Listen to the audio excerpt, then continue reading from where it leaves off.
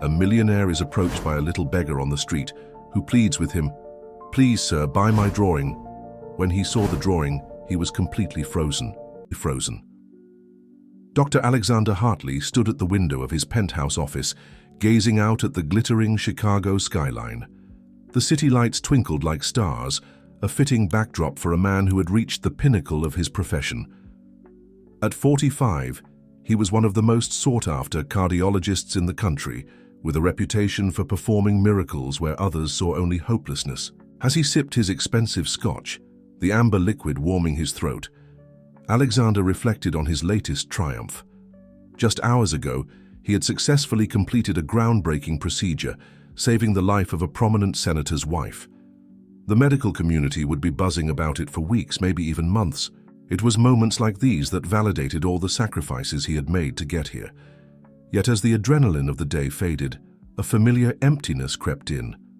Alexander set down his glass and ran a hand through his salt and pepper hair, sighing deeply.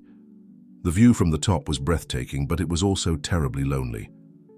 His phone buzzed, breaking the silence. It was a message from his publicist, Linda. "Fantastic work today, Alex. You're trending on medical Twitter. The Today Show wants you for an interview tomorrow morning. Shall I confirm?" Alexander typed a quick affirmative response, then tossed the phone onto his desk. Another interview, another chance to showcase his brilliance to the world. It should have excited him, but instead it felt like just another item on an endless to-do list. He turned away from the window and looked around his office. The walls were adorned with framed awards, certificates, and newspaper clippings chronicling his achievements. In one corner stood a sleek modern sculpture, a gift from a grateful patient whose life he had saved. Everything in the room spoke of success, of a life dedicated to the pursuit of excellence.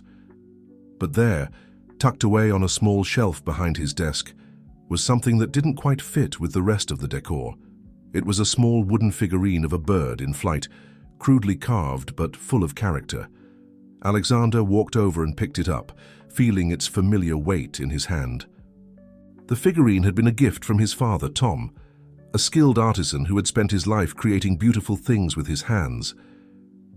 Alexander could still remember the day his father had given it to him, on his 18th birthday, just before he left for college. "Remember, Alex," his father had said, his calloused hands gently placing the bird in Alexander's palm. "No matter how high you fly, never forget where you came from." A lump formed in Alexander's throat as he thought of his parents. It had been years since he'd last visited them in their modest home in rural Illinois. His mother, Sarah, a talented painter, had always encouraged his creative side, urging him to see the beauty in the world around him. But somewhere along the way, in his relentless pursuit of success, he had left that part of himself behind. Alexander set the figurine back on the shelf, his fingers lingering on its worn surface for a moment longer than necessary. He shook his head, trying to dispel the uncomfortable thoughts. He had a life many would envy. Wealth, prestige, the ability to save lives. What more could he possibly want? A knock on the door interrupted his reverie. "Dr. Hartley." It was Nurse Chen, one of the few staff members who dared to approach him directly. "I'm sorry to disturb you, but there's a situation in the ER that requires your attention." Alexander straightened his tie and slipped back into his professional persona. "What is it, Nurse Chen?" "A 6-year-old boy with a severe congenital heart defect. The on-call surgeon doesn't want to touch it, says it's too risky. The mother is, well, she's desperate, sir. She's asking for you specifically." For a moment, Alexander hesitated. He was off the clock and tomorrow would be busy with the interview and his regular caseload. But something in Nurse Chen's voice, a note of urgency he rarely heard, made him pause. "All right," he said, reaching for his white coat. "I'll take a look." As they walked briskly through the hospital corridors, Nurse Chen briefed him on the case. The boy's condition was indeed dire, a complex defect that had gone undetected until now. Most surgeons would balk at the challenge, preferring to avoid the risk of losing a patient on the table. They reached the ER, and Alexander could hear the sobs of a distraught woman before he even entered the room. He took a deep breath, steeling himself for what was to come. As a rule, he tried not to get emotionally involved in his cases. It was better that way, cleaner. But something about this felt different. He pushed open the door and stepped inside. The small room was crowded with equipment, beeping monitors surrounding a tiny figure on the bed. The boy looked even younger than his 6 years, pale and fragile against the stark white sheets. Beside him, clutching his hand, sat a woman who could only be his mother. Her eyes were red-rimmed from crying, her clothes rumpled as if she had been wearing them for days. As soon as she saw Alexander, the woman stood up, hope flickering across her tear-stained face. "Dr. Hartley," she said, her voice hoarse, "please, you have to help my son. They say you're the best, that you can do things no one else can." Alexander approached the bed, his eyes scanning the monitors, taking in the boy's vital signs. The situation was indeed as grave as Nurse Chen had indicated. He picked up the chart, flipping through the pages with practiced efficiency. "Mrs. Evans," the woman supplied. "I'm Sandra Evans, and this is my son, Timmy." Alexander nodded, his mind already racing through potential treatment options. "Mrs. Evans, I understand you've been told about the severity of Timmy's condition. I want you to know that I'll do everything in my power to help, but I need to be honest with you. This is a very complex case." Sandra's face crumpled, fresh tears spilling down her cheeks. "But you'll try, won't you? You won't give up on him like the others?" There was something in her plea that struck a chord deep within Alexander. He found himself thinking of his own mother, of the unwavering support she had always given him. Before he could stop himself, he reached out and placed a hand on Sandra's shoulder. "I promise you, Mrs. Evans, I will give this case my full attention. We're going to fight for Timmy with everything we've got." The words surprised him, as much as they seemed to comfort Sandra. It wasn't like him to make such personal commitments to patients or their families, but as he looked at the small boy on the bed, something stirred within him, a feeling he hadn't experienced in years. As if sensing the shift in the room, Timmy's eyes fluttered open. He looked at Alexander with a gaze that seemed far too wise for his years. "Are you going to fix my heart, doctor?" he asked, his voice barely above a whisper. Alexander found himself smiling, a genuine smile that reached his eyes. "I'm certainly going to try, Timmy, but I need you to be brave and strong for me. Can you do that?" Timmy nodded solemnly, then reached for something on the bedside table. It was a piece of paper, a drawing done in crayon. "I made this for you," he said, holding it out to Alexander. "Mom says it might help." As Alexander took the drawing, his breath caught in his throat. There, rendered in childish strokes but unmistakable in its form, was a bird in flight, almost identical to the wooden figurine in his office. He stared at it, a strange feeling of déjà vu washing over him. "It's beautiful, Timmy," he said softly, carefully folding the paper and tucking it into his pocket. "Thank you." As he left the room, promising to return soon with a treatment plan, Alexander felt as if something had shifted within him. The emptiness that had plagued him earlier seemed to recede, replaced by a sense of purpose he hadn't felt in years. He didn't know it yet, but this case, this small boy with the failing heart and the gift for drawing birds, was about to change everything. The soft glow of dawn was just beginning to paint the Chicago sky when Dr. Alexander Hartley found himself back in his office. He hadn't gone home. Instead, he'd spent the night poring over Timmy Evans' medical records, searching for a solution that seemed to elude him at every turn. Coffee cups littered his desk, testament to the long hours he'd put in. His usually immaculate appearance was disheveled, tie loosened, shirt wrinkled, and a day's worth of stubble shadowing his jaw. But his eyes were bright with determination as he studied the complex diagrams of Timmy's heart. As he reached for yet another medical journal, his gaze fell on the wooden bird figurine. In the soft morning light, it seemed to come alive, its wings poised as if ready to take flight. Alexander picked it up, turning it over in his hands. The memory of Timmy's crayon drawing flashed in his mind, and he pulled the folded paper from his pocket, smoothing it out on the desk. The similarity was uncanny. How could a child he'd never met before create a drawing so similar to a cherished memento from his past? Alexander shook his head, trying to focus on the medical challenge at hand. But he couldn't shake the feeling that there was something more to this case, something that went beyond his professional expertise. A knock on the door startled him from his thoughts. It was Dr. Marcus Reeves, the hospital's chief of surgery, and Alexander's longtime rival. Marcus entered without waiting for an invitation, his impeccably pressed suit a stark contrast to Alexander's rumpled appearance. "Burning the midnight oil, Hartley?" Marcus asked, his tone a mixture of curiosity and disdain. "I heard you've taken on the Evans boys' case. Quite the lost cause, isn't it?" Alexander bristled at the implication. "No case is a lost cause, Marcus. You, of all people, should know that." Marcus raised an eyebrow, his gaze sweeping over the cluttered desk. "Come now, Alexander. We both know the risks involved. The boy's heart is barely functional. Any attempt at surgery would be, well, let's just say it wouldn't reflect well on the hospital's success rates. Is that all you care about? Success rates?" Alexander stood up, anger flaring in his chest. "There's a child's life at stake here. And there are hundreds of other lives we could save with less risk and more certainty," Marcus countered smoothly. "I'm not saying it's fair, but we have to be pragmatic. You used to understand that." The words stung because they held a grain of truth. There was a time when Alexander would have agreed with Marcus, when he would have looked at Timmy's case as nothing more than a statistic, a potential blemish on his perfect record. But something had changed.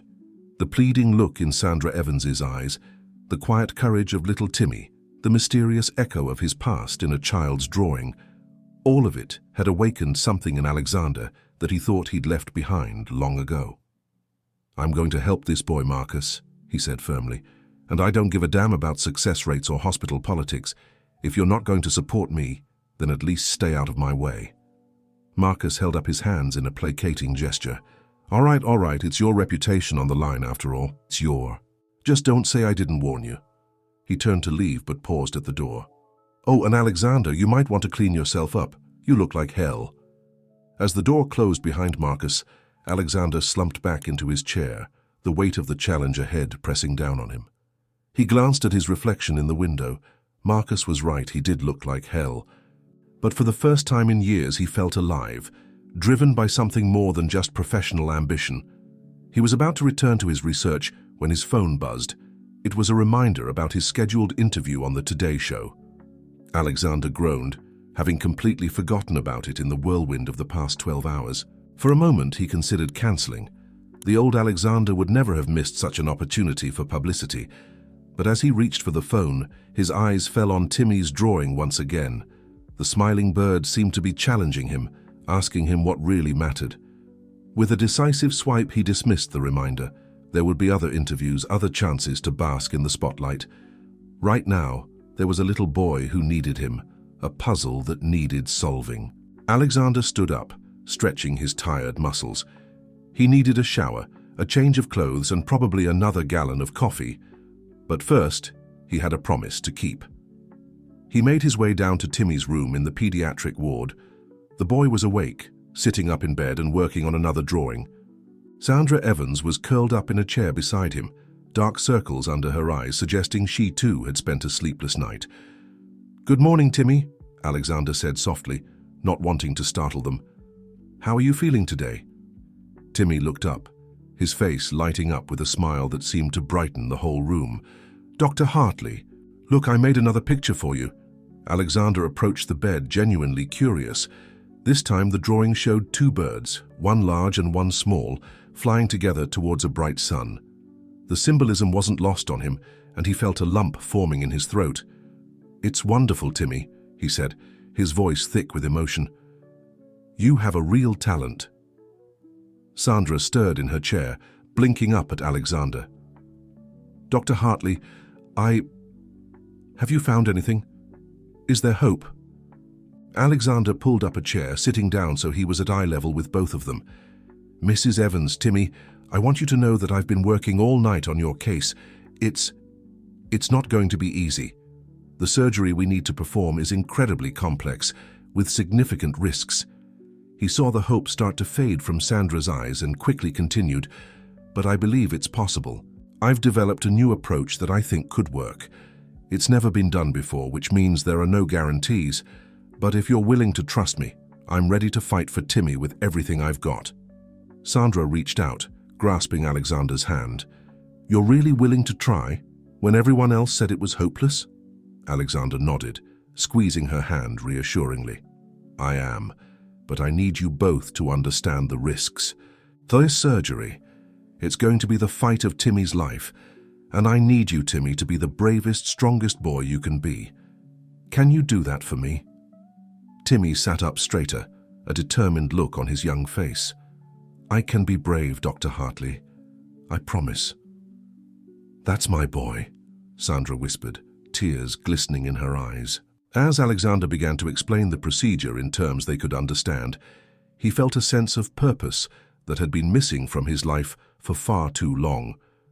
This wasn't about adding another accolade to his wall or another line to his resume. This was about saving a life, about giving hope where there had been none. He thought about the wooden bird figurine in his office, about his parents and the values they had instilled in him. Somewhere along the way, he had lost sight of what really mattered. But now, looking at the hope in Timmy's eyes and the trust in Sandra's, he felt as if he was rediscovering a part of himself he'd thought was long gone. The commotion in the hallway grew louder, drawing Dr. Alexander Hartley's attention away from Timmy and Sandra. He rose from his chair, moving towards the door with a mix of curiosity and concern. As he stepped into the corridor, he was met with a flurry of activity, nurses rushing past, the squeak of gurney wheels, and the urgent voices of his colleagues. "What's going on?" Alexander called out to a passing nurse. "Multi-car pile-up on the expressway, Dr. Hartley," she responded breathlessly. "We're getting slammed with trauma cases. All hands on deck." For a moment, Alexander hesitated.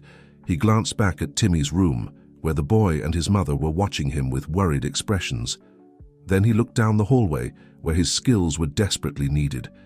The conflict was written across his face, the promise he'd made to Timmy versus his duty as a surgeon. "Go," Sandra said softly from behind him. "We understand. There are other people who need you right now." Alexander nodded gratefully, then turned to Timmy. "I'll be back as soon as I can, champ. Keep working on those drawings for me, okay?" With a reassuring smile, he joined the stream of medical staff heading towards the emergency room. The next several hours were a blur of activity, assessing patients, performing emergency procedures and coordinating with his team. Despite the chaos, Alexander found himself operating with a clarity and purpose he hadn't felt in years.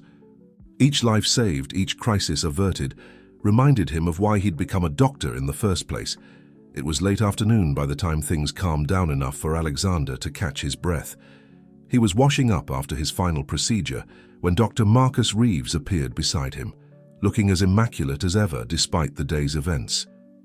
"Impressive work today, Hartley," Marcus said, his tone grudgingly respectful.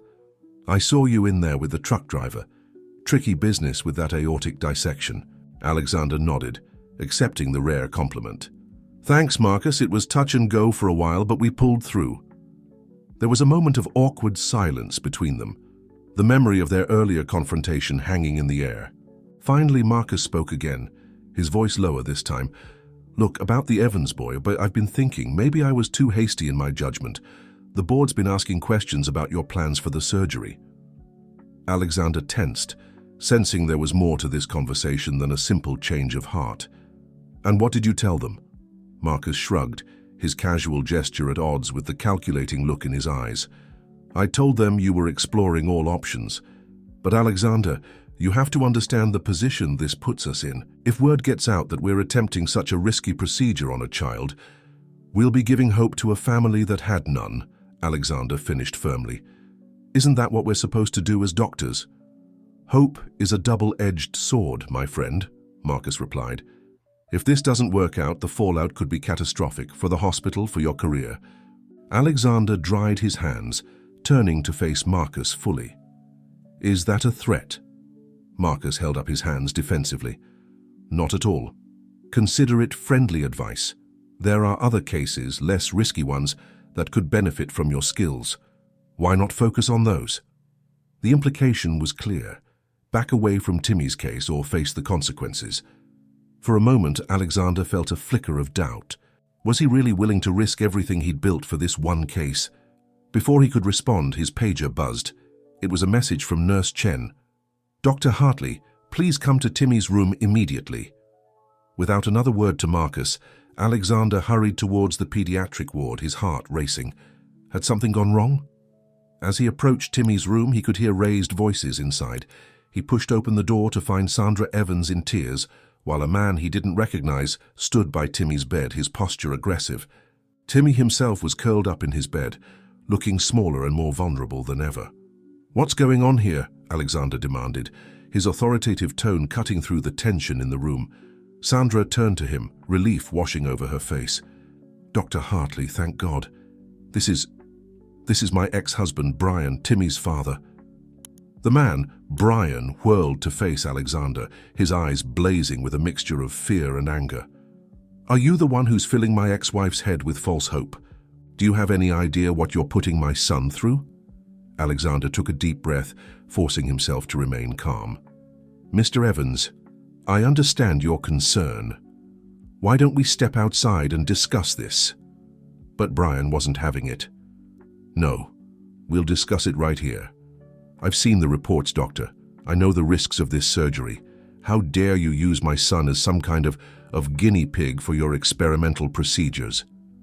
The accusation stung, echoing the doubts that Marcus had tried to plant earlier. Alexander glanced at Timmy, who was watching the scene with wide, frightened eyes. In that moment, he made a decision. "Mr. Evans," he said, his voice firm but compassionate, "I assure you, I'm not using your son for anything. The procedure I'm proposing is complex, yes, and it carries risks. But it's also Timmy's best chance, his only chance, at a normal life." Brian scoffed, but Alexander pressed on. "I know you're scared. Believe me, I understand the weight of this decision. But I promise you, I wouldn't be suggesting this if I didn't believe with every fiber of my being that it was the right thing to do." There must have been something in Alexander's voice, some note of sincerity that cut through Brian's anger. The man's shoulders slumped, and when he spoke again, his voice was choked with emotion. "He's my little boy," Brian said softly. I can't lose him." Alexander placed a hand on Brian's shoulder. "I know, and I promise you, I will do everything in my power to make sure that doesn't happen." As the tension in the room slowly dissipated, Alexander found himself thinking about the wooden bird figurine in his office, about his own parents, and about the path that had led him to this moment. He realized that he wasn't just fighting for Timmy's life, he was fighting for his own soul, for the ideals he'd once held dear and somehow lost along the way. Looking at the united family before him, Sandra and Brian setting aside their differences for their son's sake, and Timmy bravely facing whatever came next, Alexander felt a renewed sense of purpose. The road ahead would be difficult, fraught with challenges both medical and personal. But for the first time in years, he was certain he was on the right path. As he left the room to begin preparations for the most important surgery of his career, Alexander didn't notice the small figure watching him from the end of the hallway, a young girl with knowing eyes and a sketchpad clutched to her chest. She smiled softly, then disappeared around the corner, leaving behind only the faintest whisper of hope in the sterile hospital air. The following days were a whirlwind of activity for Dr. Alexander Hartley. He threw himself into preparations for Timmy's surgery with an intensity that surprised even his most dedicated colleagues. His office became a war room of sorts, walls covered with diagrams of the heart, printouts of the latest research, and, somewhat incongruously, Timmy's colorful drawings. In quiet moments, Alexander found his gaze drawn to these childish sketches. The birds that featured so prominently in them seemed to watch him, their simple lines carrying a weight of meaning he couldn't quite grasp. He thought often of the wooden figurine his father had carved, now sitting on his desk as a sort of talisman. As he worked, Alexander became aware of a change within himself. The drive for perfection was still there, but it was tempered now by something else. A genuine desire to help, to heal not just bodies but spirits. He found himself spending more time with his patients, listening to their fears and hopes, offering comfort as well as medical expertise. This shift didn't go unnoticed. Nurse Chen, who had worked with Alexander for years, commented on it one evening as they were reviewing Timmy's latest test results. "You seem different lately, Dr. Hartley," she said, a hint of a smile playing on her lips. "More, I don't know, present?" Alexander looked up from the charts, surprised by the observation. "Different? How so?" Chen shrugged, but her eyes were knowing. You've always been an excellent surgeon, but now it's like you're remembering why you became a doctor in the first place." Her words struck a chord in Alexander. He thought back to his younger self, fresh out of medical school, filled with idealism and a burning desire to make a difference. Somewhere along the way, that idealism had been buried under layers of ambition and the relentless pursuit of success. Now, it felt like those layers were being peeled away, revealing the core of who he truly was, or perhaps who he was meant to be. As the day of Timmy's surgery approached, Alexander found himself spending more time in the boy's room. He was ostensibly there to monitor Timmy's condition and prepare him for the procedure, but he found an unexpected solace in the child's presence. Timmy, despite the gravity of his situation, maintained a spirit of optimism that was infectious. He continued to draw, filling page after page with vibrant scenes, always featuring birds in flight. Alexander noticed that the birds in these newer drawings often appeared in pairs, one larger and one smaller, flying side by side. "That's you and me, Dr. Hartley," Timmy explained when asked about the drawings. "We're going to fly together, and you're going to fix my heart." The simple faith in the boy's words both humbled and terrified Alexander. The weight of Timmy's trust pressed on him, a constant reminder of what was at stake.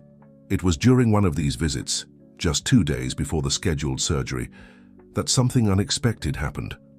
Alexander was checking Timmy's vital signs when Sandra Evans entered the room, looking flustered. "Dr. Hartley, I'm so glad you're here," she said, her voice tinged with worry.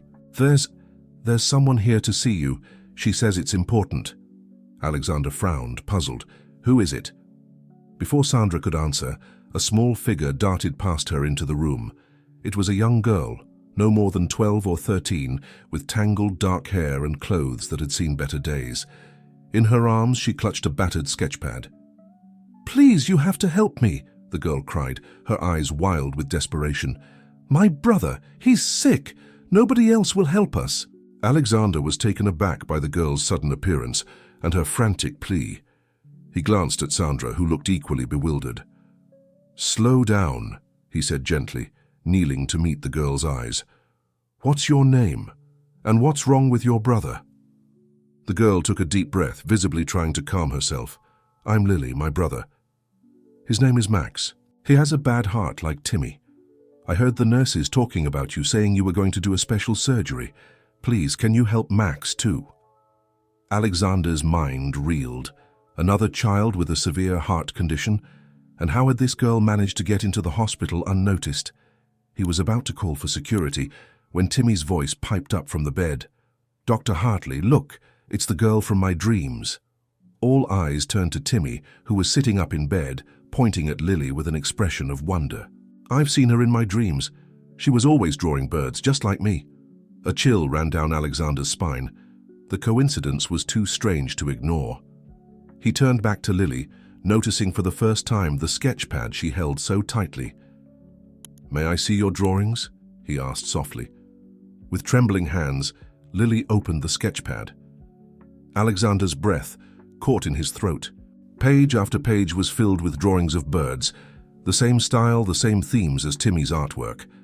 But these birds were often depicted in distress, with broken wings or caught in storms.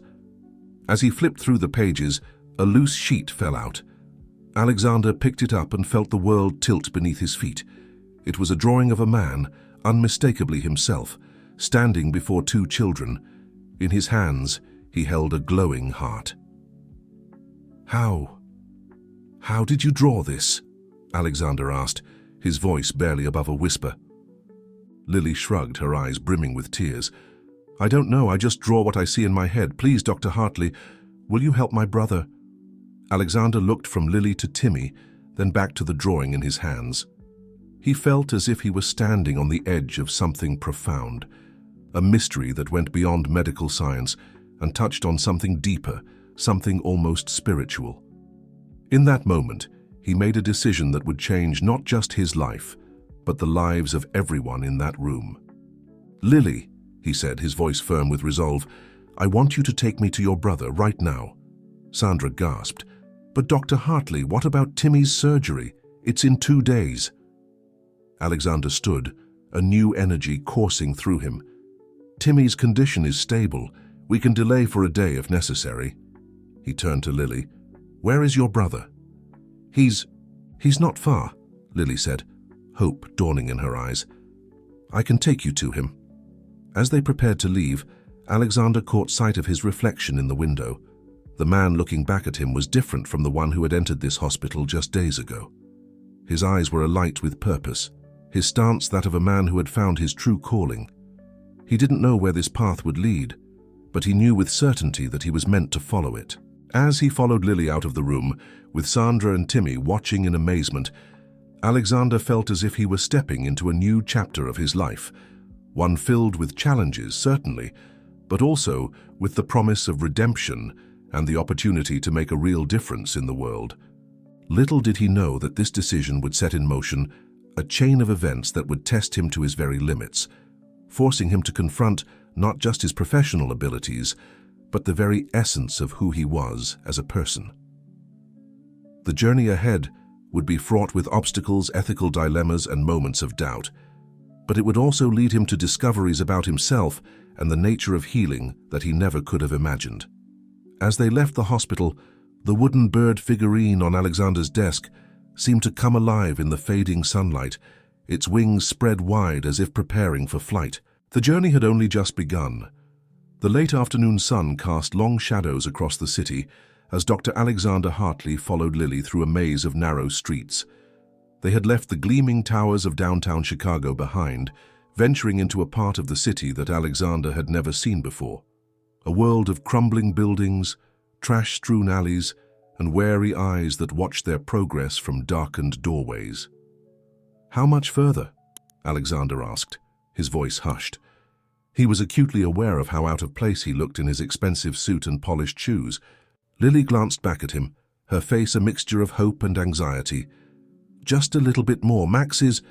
We have a place we stay." As they turned another corner, Alexander's mind raced. What was he doing? He had left the hospital on the spur of the moment, following a child he didn't know into one of the most dangerous parts of the city.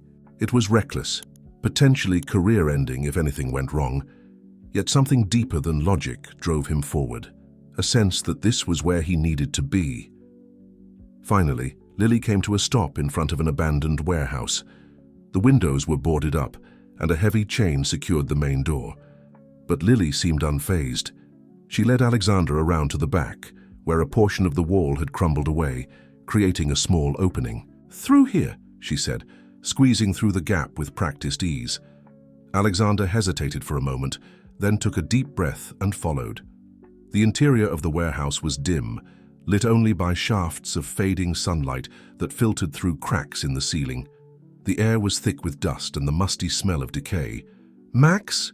Lily called out, her voice echoing in the cavernous space. "Max! I brought help!" There was a rustling sound from a far corner, and then a weak voice responded. "Lily, is that you?"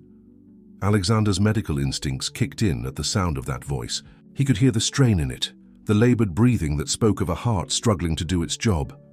He followed Lily as she picked her way through piles of debris towards the source of the voice. In the farthest corner of the warehouse, hidden behind a makeshift barrier of old crates and tattered blankets, they found Max. The boy was lying on a thin mattress, his face pale and drawn with pain.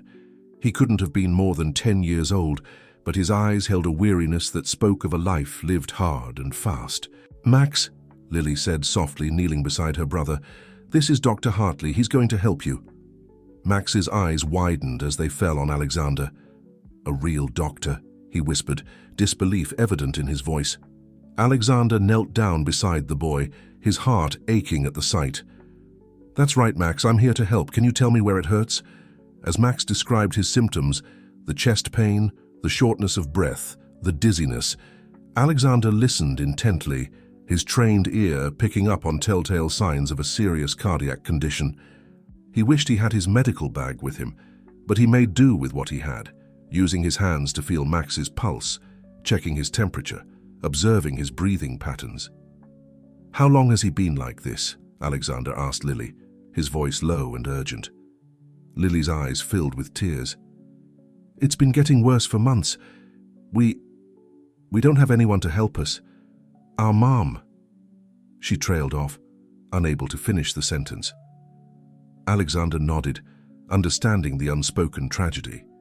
These children were alone in the world, surviving by their wits and each other's love. The injustice of it struck him like a physical blow. "Max," he said gently, "I need to get you to a hospital. Your heart needs immediate attention." Fear flashed across Max's face. "No, they'll separate us, put us in the system. I can't leave Lily."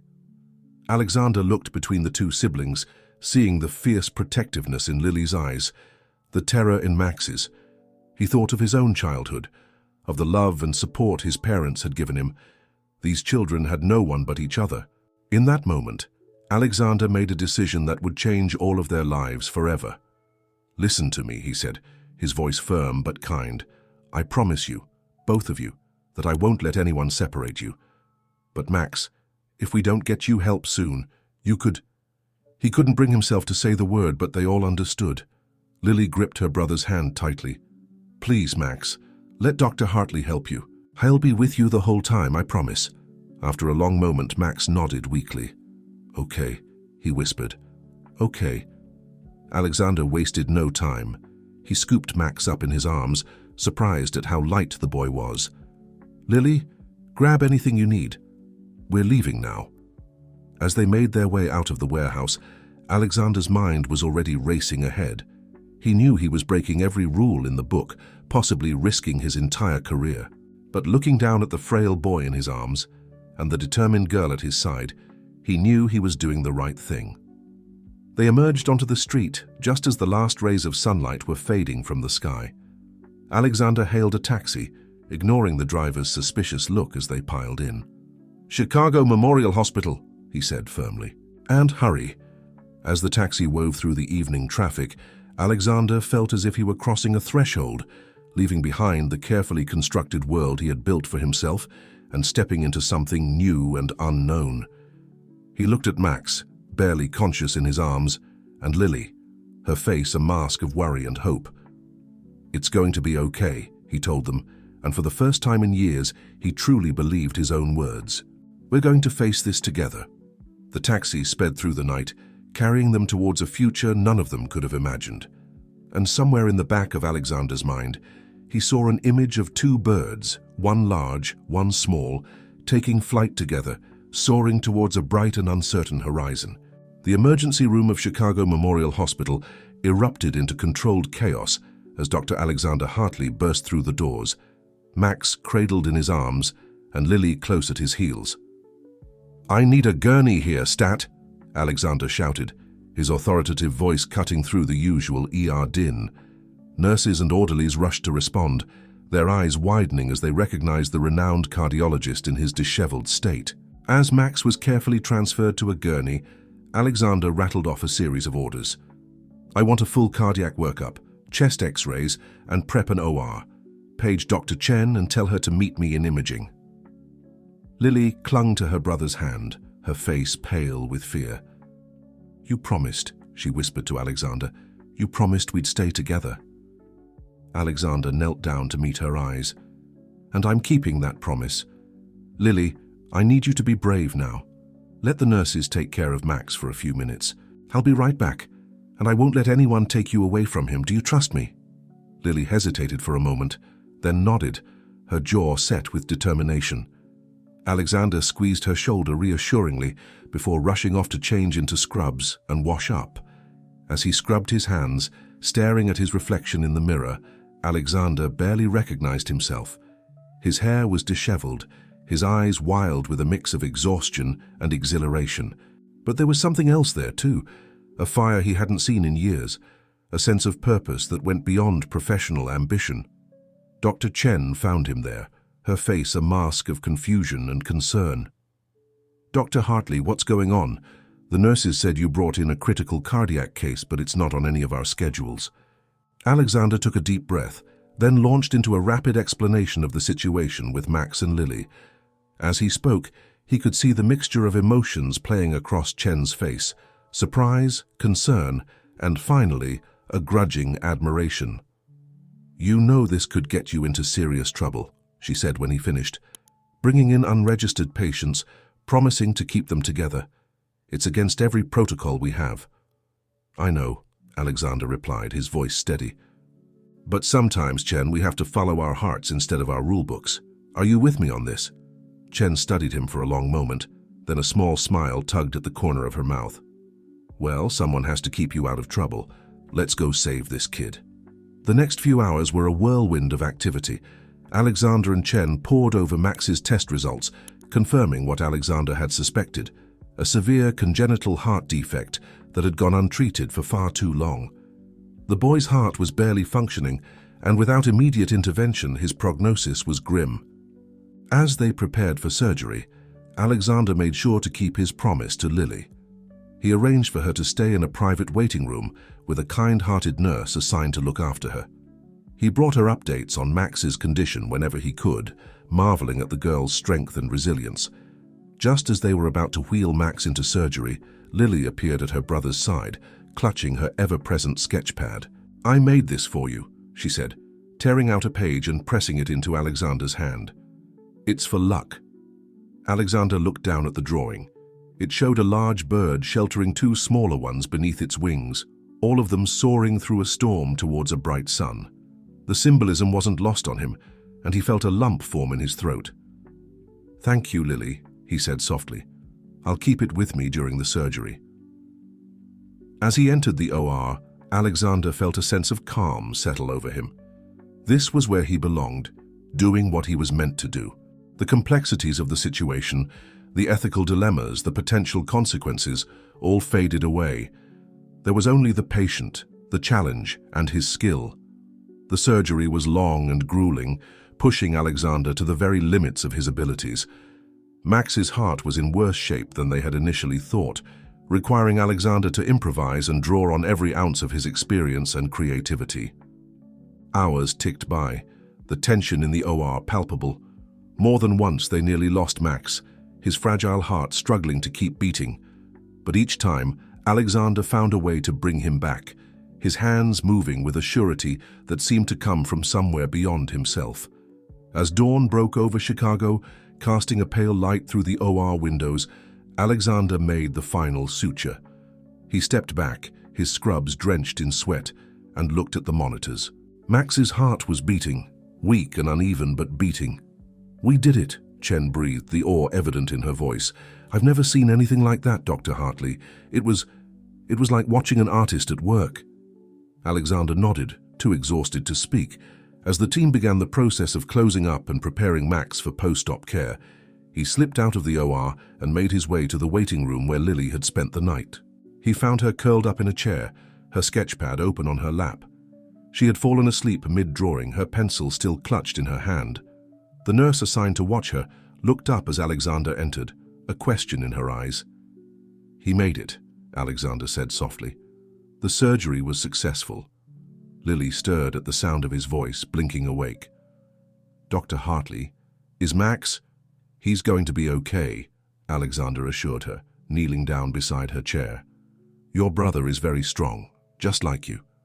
Lily's face crumpled, tears of relief streaming down her cheeks. Without thinking, Alexander gathered her into his arms, letting her sob against his chest. In that moment, he felt something shift inside him, a protective instinct he hadn't known he possessed. As Lily's sobs subsided, Alexander gently pulled back to look at her. Lily, we need to talk about what happens next. I promised you and Max would stay together, and I'm going to keep that promise. But we need to figure out a safe place for you both. Lily wiped her eyes, her gaze serious beyond her years. What's going to happen to us, Dr. Hartley? Before Alexander could respond, a commotion in the hallway caught his attention. He turned to see Dr. Marcus Reeves striding towards them, his face thunderous. Hartley, Reeves barked. My office now. We need to talk about what you've done. Alexander stood, placing himself protectively in front of Lily. He knew the storm that was coming, the questions, the accusations, the potential consequences of his actions, but looking down at Lily's trusting face and thinking of Max recovering in the ICU, he felt no regret. It's okay, he told Lily softly. I'll be back soon. Remember, I made you a promise. As he followed Reeves down the hallway, Alexander felt as if he were walking into a new chapter of his life. He didn't know what challenges lay ahead, but he knew with absolute certainty that he was on the right path. The wooden bird figurine on his office desk seemed to flash through his mind, a reminder of where he came from and a symbol of the journey ahead. Whatever happened next, Alexander Hartley was ready to spread his wings and fly. The walk to Dr. Marcus Reeves's office felt like the longest of Alexander Hartley's life. Each step echoed in the sterile hospital hallway, a countdown to what he knew would be a confrontation that could change the course of his career and his life. As they entered the office, Marcus gestured sharply for Alexander to take a seat. The room was immaculate, every surface polished to a high sheen, awards and accolades lining the walls. It was a stark reminder of the world Alexander had been a part of until just days ago, a world of prestige, ambition, and carefully maintained appearances. Marcus stood behind his desk, his face a mask of controlled fury. "Do you have any idea what you've done, Hartley? The risks you've exposed this hospital to?" Alexander met his gaze steadily. "I saved a child's life, Marcus, a child who had been abandoned by the system, by society, by all of us. You performed an unauthorized surgery on an undocumented patient," Marcus exploded. "You brought street children into our hospital without any paperwork, any guardian consent. Do you have any idea of the legal implications?" "I made a medical decision based on what?" Marcus cut him off. "A whim? Some misplaced sense of heroism? This isn't like you, Alexander. You've always understood how things work, the delicate balance we maintain." Alexander leaned forward, his voice low and intense. "Maybe that's the problem, Marcus. Maybe I've understood it for too long. Played by rules that prioritize our reputation, our success rates over actual lives." Marcus sank into his chair, pinching the bridge of his nose. "This isn't just about you anymore, Alexander. The board is in an uproar. There's talk of an ethics investigation, possibly even involving the medical board." A chill ran down Alexander's spine. He had known there would be consequences, but the reality of it was still sobering. "What are you saying, Marcus?" "I'm saying that your actions have put us all in a very difficult position. We need to contain this situation before it spirals out of control." Marcus's eyes narrowed. "Tell me about these children. Where did they come from? Do they have any family?" Alexander hesitated. He thought of Lily's fierce protectiveness, of Max's fear of being separated from his sister. "They're orphans," he said carefully. "They've been living on the streets. I don't know all the details yet, but it's clear they have no one else." Marcus leaned back, a calculating look in his eyes. "This could actually work in our favor. Orphaned children, a heroic doctor going above and beyond. If we spin this right, it could be a PR goldmine." The suggestion turned Alexander's stomach. "They're not a story to be spun, Marcus. They're real children who need our help." "And we'll help them," Marcus said smoothly. "But we need to be smart about this. I can smooth things over with the board, maybe even turn this into a positive for the hospital. But you need to play ball, Alexander. No more lone wolf actions. Everything goes through proper channels from now on."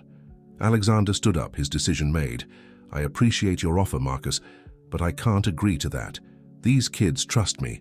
I made them a promise, and I intend to keep it." "Don't be a fool, Hartley," Marcus snapped.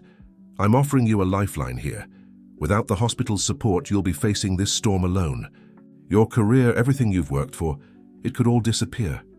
For a moment, Alexander felt the weight of that threat. He thought of his penthouse apartment, his speaking engagements, the respect he'd earned in the medical community.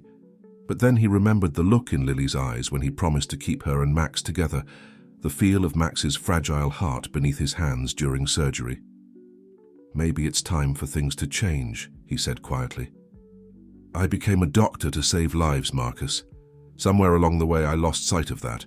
But these kids, they've reminded me of what really matters." Marcus's face hardened.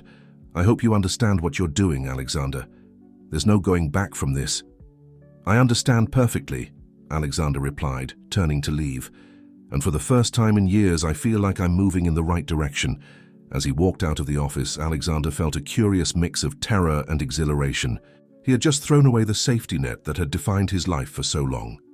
The path ahead was uncertain, fraught with challenges he could barely imagine.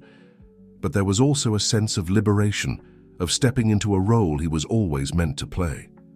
His first stop was the ICU, where Max was recovering. The boy was still unconscious, his small body dwarfed by the medical equipment surrounding him.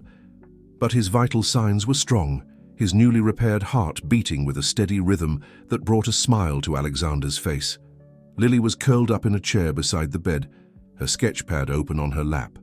She looked up as Alexander entered, her eyes questioning. "How is he?" she asked, her voice small and tired. Alexander checked Max's charts, then gave Lily a reassuring smile. "He's doing very well. Your brother is a fighter, Lily. He's going to pull through this." Lily nodded, then hesitated. "Dr. Hartley, are we in trouble? I heard the nurses talking. They said you might lose your job because of us." Alexander knelt beside her chair, meeting her eyes. "Listen to me, Lily. You and Max are not in trouble, and you don't need to worry about me. I made a choice to help you, and I don't regret it for a second." "But what's going to happen to us?" Lily pressed. "When Max gets better, where will we go?" It was the question Alexander had been grappling with since he first brought them to the hospital. He knew he couldn't in good conscience send them back to the streets, but the complexities of their situation were daunting. "I don't have all the answers yet," he admitted, "but I promise you we'll figure it out together. For now, you both need to focus on getting Max healthy and strong. Can you do that for me?" Lily nodded solemnly. Then, to Alexander's surprise, she tore a page from her sketchpad and held it out to him. "I made this for you," she said shyly. Alexander took the drawing, his breath catching in his throat. It showed 3 birds in flight, one large and 2 small, soaring over a cityscape that was half in shadow, half in bright sunlight. The symbolism was clear, and it touched something deep within him. "Thank you, Lily," he said softly. "This is beautiful." As he left the ICU, carefully folding Lily's drawing and tucking it into his pocket, Alexander felt a renewed sense of purpose. The challenges ahead were formidable, but he was no longer alone in facing them. He had 2 young lives depending on him now, 2 hearts that had somehow become entwined with his own. The wooden bird figurine on his office desk flashed through his mind once again. It was no longer just a reminder of his past, but a symbol of the future he was choosing to embrace. Whatever storms lay ahead, Alexander Hartley was ready to weather them, his wings spread wide, soaring towards a horizon bright with possibility. The following days were a whirlwind of activity for Dr. Alexander Hartley. As Max's condition steadily improved in the ICU, Alexander found himself navigating a complex web of hospital politics, legal considerations, and the growing emotional attachment he felt towards the 2 orphaned siblings. Every spare moment was spent either at Max's bedside, conferring with his medical team, or in hushed conversations with hospital administrators and legal counsel.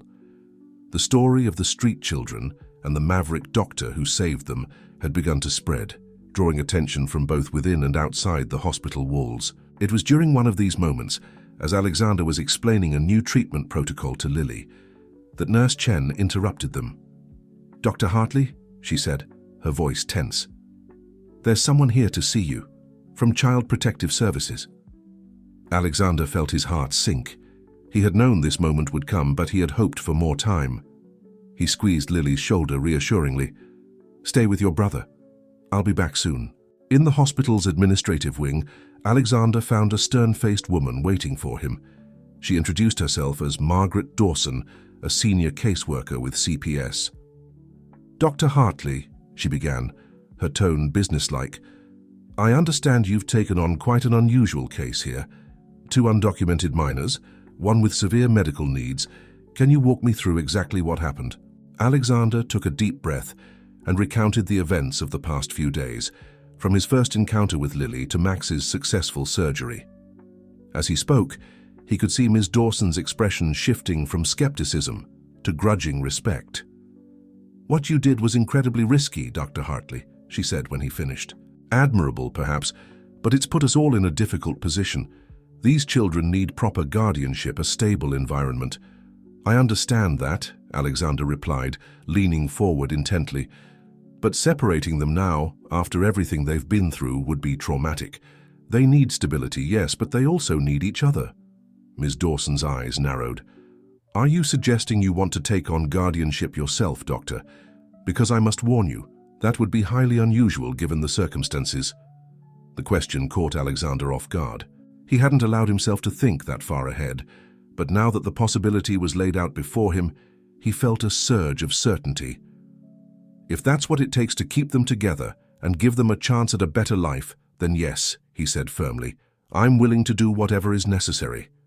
Ms. Dawson studied him for a long moment, then sighed. It's not that simple, Dr. Hartley. There are procedures, evaluations, home studies. And given the unorthodox way you became involved with these children, there would be additional scrutiny. I understand, Alexander nodded, and I'm prepared to face whatever scrutiny is necessary. These kids have been failed by the system their entire lives. I won't let that happen again.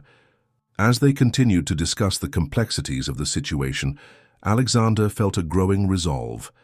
He knew the path ahead would be challenging, but for the first time in years, he felt like he was fighting for something truly meaningful. Their conversation was interrupted by a commotion in the hallway. Alexander stepped out to find Lily, her face streaked with tears, being gently restrained by Nurse Chen. Dr. Hartley, Lily cried out when she saw him. Please, you have to come quickly. It's Max. Without a word to Ms. Dawson, Alexander took off running towards the ICU, his heart pounding. He burst into Max's room to find a team of nurses surrounding the boy's bed. Max was awake, his eyes wide with panic, his breathing labored. What happened? Alexander demanded, quickly assessing the monitors. His heart rate suddenly spiked, one of the nurses reported. We think he might be having a panic attack. Alexander moved to Max's side, taking the boy's hand in his own. Max, it's Dr. Hartley. Can you hear me? I need you to try and calm down. Take slow, deep breaths with me, okay? As he guided Max through breathing exercises, Alexander noticed the boy's eyes darting around the room, searching. Lily? Max gasped. Where's Lily? Understanding dawned on Alexander. He turned to Nurse Chen. Bring Lily in here now. Moments later, Lily rushed to her brother's side. As soon as Max saw her, his breathing began to even out, his heart rate slowly returning to normal. I'm here, Max, Lily said softly, squeezing her brother's hand. Everything's okay. Dr. Hartley fixed your heart, remember?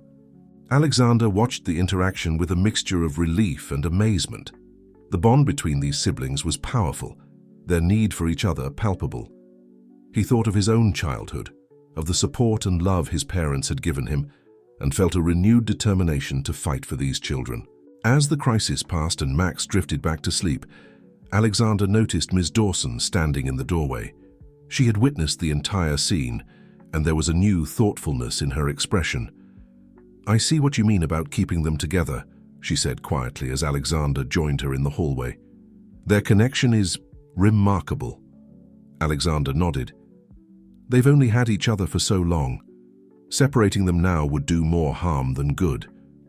Ms. Dawson sighed, rubbing her temples. This is an incredibly complex situation, Dr. Hartley. I can't make any promises, but I'll do what I can to keep their case together.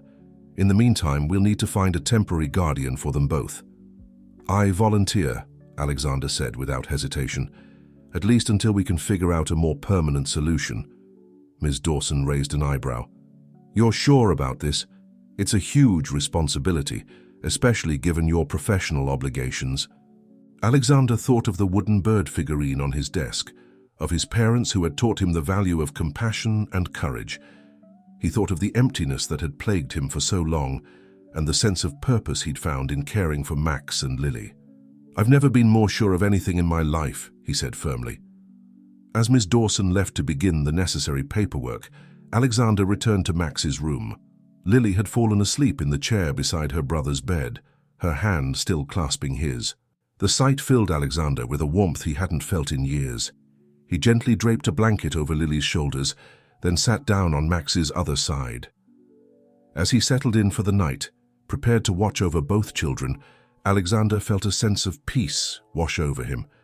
The road ahead would be challenging, filled with legal hurdles and personal sacrifices, But looking at the sleeping faces of Max and Lily, he knew with absolute certainty that it was a road worth taking. The wooden bird figurine seemed to soar through his mind, no longer a solitary figure but part of a flock. Whatever the future held, they would face it together, their wings spread wide, ready for whatever winds might come. The soft beeping of medical equipment provided a steady rhythm to the quiet of Max's hospital room. Doctor, Alexander Hartley sat in his now familiar chair, his eyes moving between the sleeping forms of Max and Lily and the stack of papers in his lap. The documents from Child Protective Services seemed to weigh as much as the responsibility he was undertaking. As he filled out form after form, Alexander couldn't help but reflect on the whirlwind of changes that had swept through his life in the past week. His perfectly ordered world had been turned upside down, yet he felt more alive than he had in years. A soft knock on the door interrupted his thoughts. He looked up to see Nurse Chen, her face a mixture of concern and determination. "Dr. Hartley," she said softly, mindful of the sleeping children. "There's something you need to see." Curious, Alexander followed her to the nurse's station. Chen handed him a tablet, open to a local news website. The headline made his heart skip a beat. "Maverick Doctor Risks Career to Save Orphaned Siblings." As he skimmed the article, Alexander felt a growing sense of unease. While the tone was largely positive, painting him as a hero bucking an uncaring system, it also raised questions about hospital protocols and the legal implications of his actions. "It's all over social media too," Chen added. "People are calling you a modern-day Robin Hood of medicine." Alexander ran a hand through his hair, sighing deeply. "This is exactly what I was trying to avoid. Max and Lily don't need this kind of attention." "Maybe not," Chen replied, her voice thoughtful. "But maybe this is bigger than just them now. Look at the comments, Dr. Hartley." Scrolling through the comments section, Alexander was struck by the outpouring of support. People were sharing their own stories of struggling with the healthcare system, of children falling through the cracks.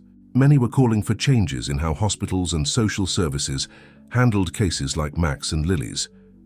"You've struck a chord," Chen said softly. "People are hungry for a reminder that there's still compassion in the world." Before Alexander could respond, his phone buzzed. It was a text from Marcus Reeves. "My office now." With a sense of foreboding, Alexander made his way to the administrative wing. He found Marcus pacing behind his desk, his face thunderous. "Have you seen this?" Marcus demanded, gesturing to the news article displayed on his computer screen. Alexander nodded. "Just now." "Marcus, I swear I didn't." "Save it," Marcus cut him off. "The board is in an uproar. We've got reporters camped outside the hospital, and our legal team is working overtime to manage this PR nightmare." "Nightmare?" Alexander repeated, his temper flaring. "We saved a child's life, Marcus. We're giving 2 orphaned kids a chance at a future. How is that a nightmare?" Marcus slammed his hand on the desk. "Because it sets a dangerous precedent, Hartley. We can't have doctors going rogue, ignoring protocols whenever they feel like playing hero. Do you have any idea of the liability issues we're facing?" As the two men stared each other down, the tension palpable, there was another knock at the door. It was Ms. Dawson from CPS, her expression grave.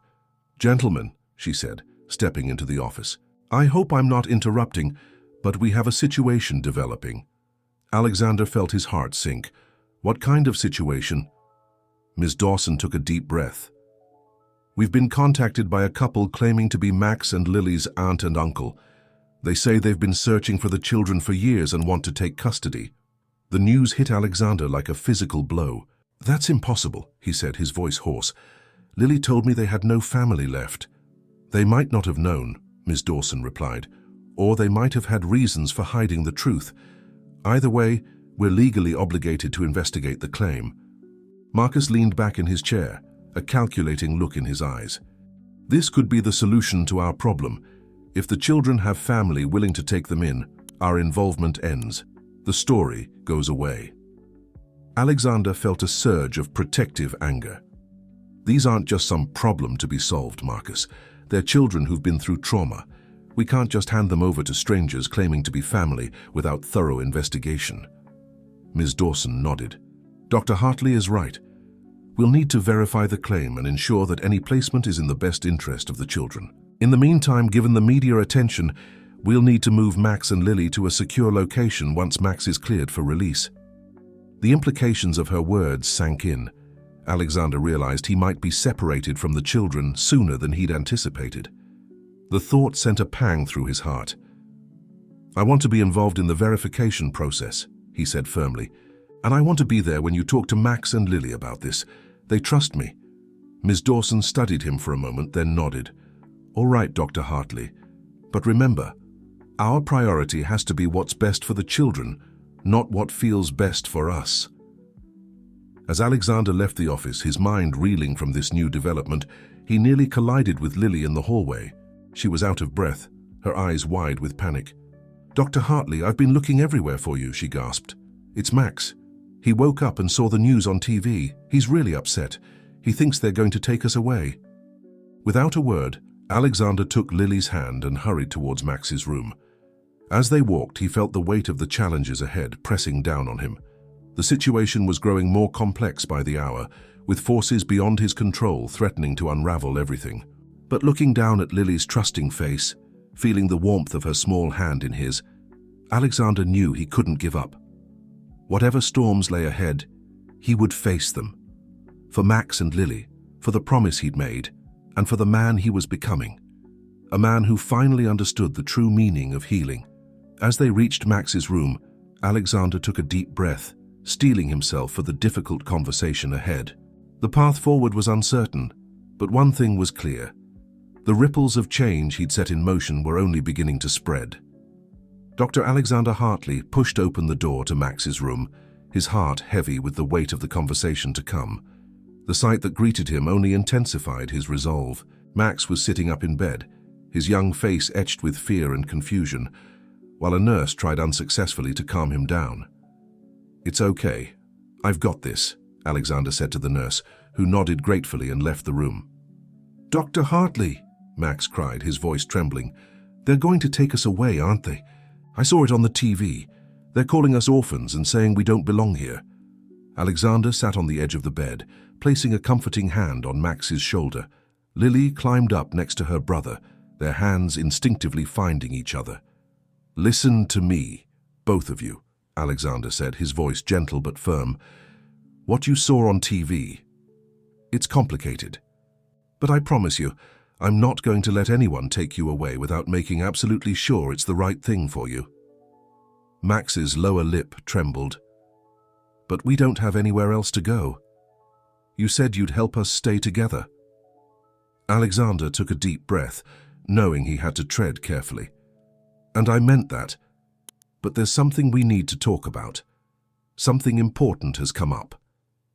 Over the next few minutes, Alexander carefully explained about the couple claiming to be their aunt and uncle. He watched as a myriad of emotions played across the children's faces, surprise, confusion, and a flicker of something else that he couldn't quite place. "We don't have an aunt and uncle," Lily said firmly, but Alexander noticed a hint of uncertainty in her eyes. "Are you sure?" he pressed gently. "It's okay if you're not certain. Sometimes families can be complicated." Max and Lily exchanged a look, seeming to have a silent conversation. Finally, Max spoke up, his voice barely above a whisper. "There was someone, a long time ago. Before," he trailed off, his eyes growing distant. Lily squeezed her brother's hand. "It's okay, Max, you can tell Dr. Hartley." Max took a shaky breath. "Before our mom, before she left us, she used to talk about her sister sometimes, but she always said we could never contact her, that it wasn't safe." Alexander leaned in, his curiosity piqued. "Not safe? Did your mom ever explain why?" Lily shook her head. "She never told us details, just that her sister had married a bad man and that we had to stay away. After Mom left, we tried not to think about it." The pieces were starting to fall into place, but they only led to more questions. Alexander's mind raced with the implications. If these people really were Max and Lily's aunt and uncle, what had happened in the past to cause such a rift? And more importantly, was it truly safe for the children to be placed with them now? "Thank you for telling me this," Alexander said softly. "I know it must be difficult to talk about. I promise you, we're going to get to the bottom of this. And no matter what happens, I'll be here for you both." As if on cue, there was a knock at the door. Ms. Dawson entered, her face serious. "Dr. Hartley, may I speak with you outside for a moment?" Alexander nodded, then turned back to Max and Lily. "I'll be right back. Try not to worry, okay?" In the hallway, Ms. Dawson's expression was grim. "We've done some preliminary checking on the couple claiming to be the children's aunt and uncle. Their story seems to check out on the surface, but there are some red flags." "What kind of red flags?" Alexander asked, his protective instincts flaring. "The uncle has a record. Nothing recent, but there were some domestic disturbance calls years ago, and their financial situation is questionable. They've moved around a lot in the past few years." Alexander's mind flashed to Max's words about his mother's warnings. "The children just told me something. Their mother had warned them about her sister marrying a bad man, said it wasn't safe to contact them." Ms. Dawson's eyes widened. "That certainly adds another layer to this. We'll need to investigate further before we can even consider placement." As they continued to discuss the situation, neither of them noticed Nurse Chen approaching until she was right beside them, her face pale. "Dr. Hartley, Ms. Dawson, I think you need to see this," she said, holding out a tablet. On the screen was a news article, the headline blaring, "Mystery Deepens, Mother of Orphaned Siblings Spotted in Chicago." Alexander felt as if the floor had dropped out from under him. He scanned the article quickly, his heart racing. According to the report, a woman matching the description of Max and Lily's mother had been seen in a homeless shelter on the outskirts of the city. "This changes everything," Ms. Dawson breathed. Alexander's mind was already racing ahead. If the children's mother was alive, why had she abandoned them? Was she in some kind of trouble? And how did this connect to the mysterious aunt and uncle who had suddenly appeared? He turned back towards Max's room, knowing he had to tell the children about this latest development. But as he reached for the door handle, he hesitated. How much more upheaval could these young hearts take? In that moment of doubt, Alexander's gaze fell on his reflection in the glass panel of the door. He barely recognized the man staring back at him, tired, disheveled, but with a fire in his eyes that had been missing for far too long. He thought of the wooden bird figurine on his desk, a symbol of his own journey and the unexpected path that had led him here. He thought of his parents, who had taught him that true healing went beyond the physical, touching the very soul.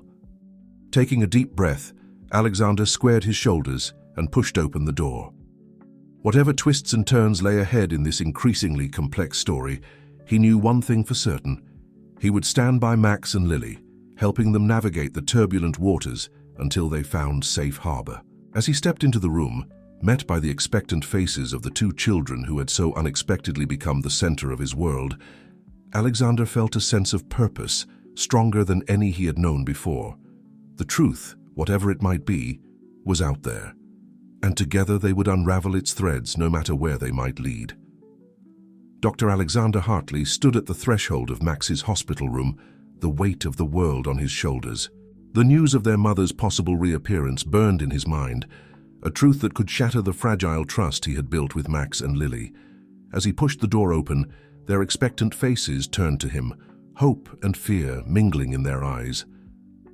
"What's wrong, Dr. Hartley?" Lily asked, her perceptive gaze catching the tension in his posture. Alexander took a deep breath, steeling himself for the conversation ahead.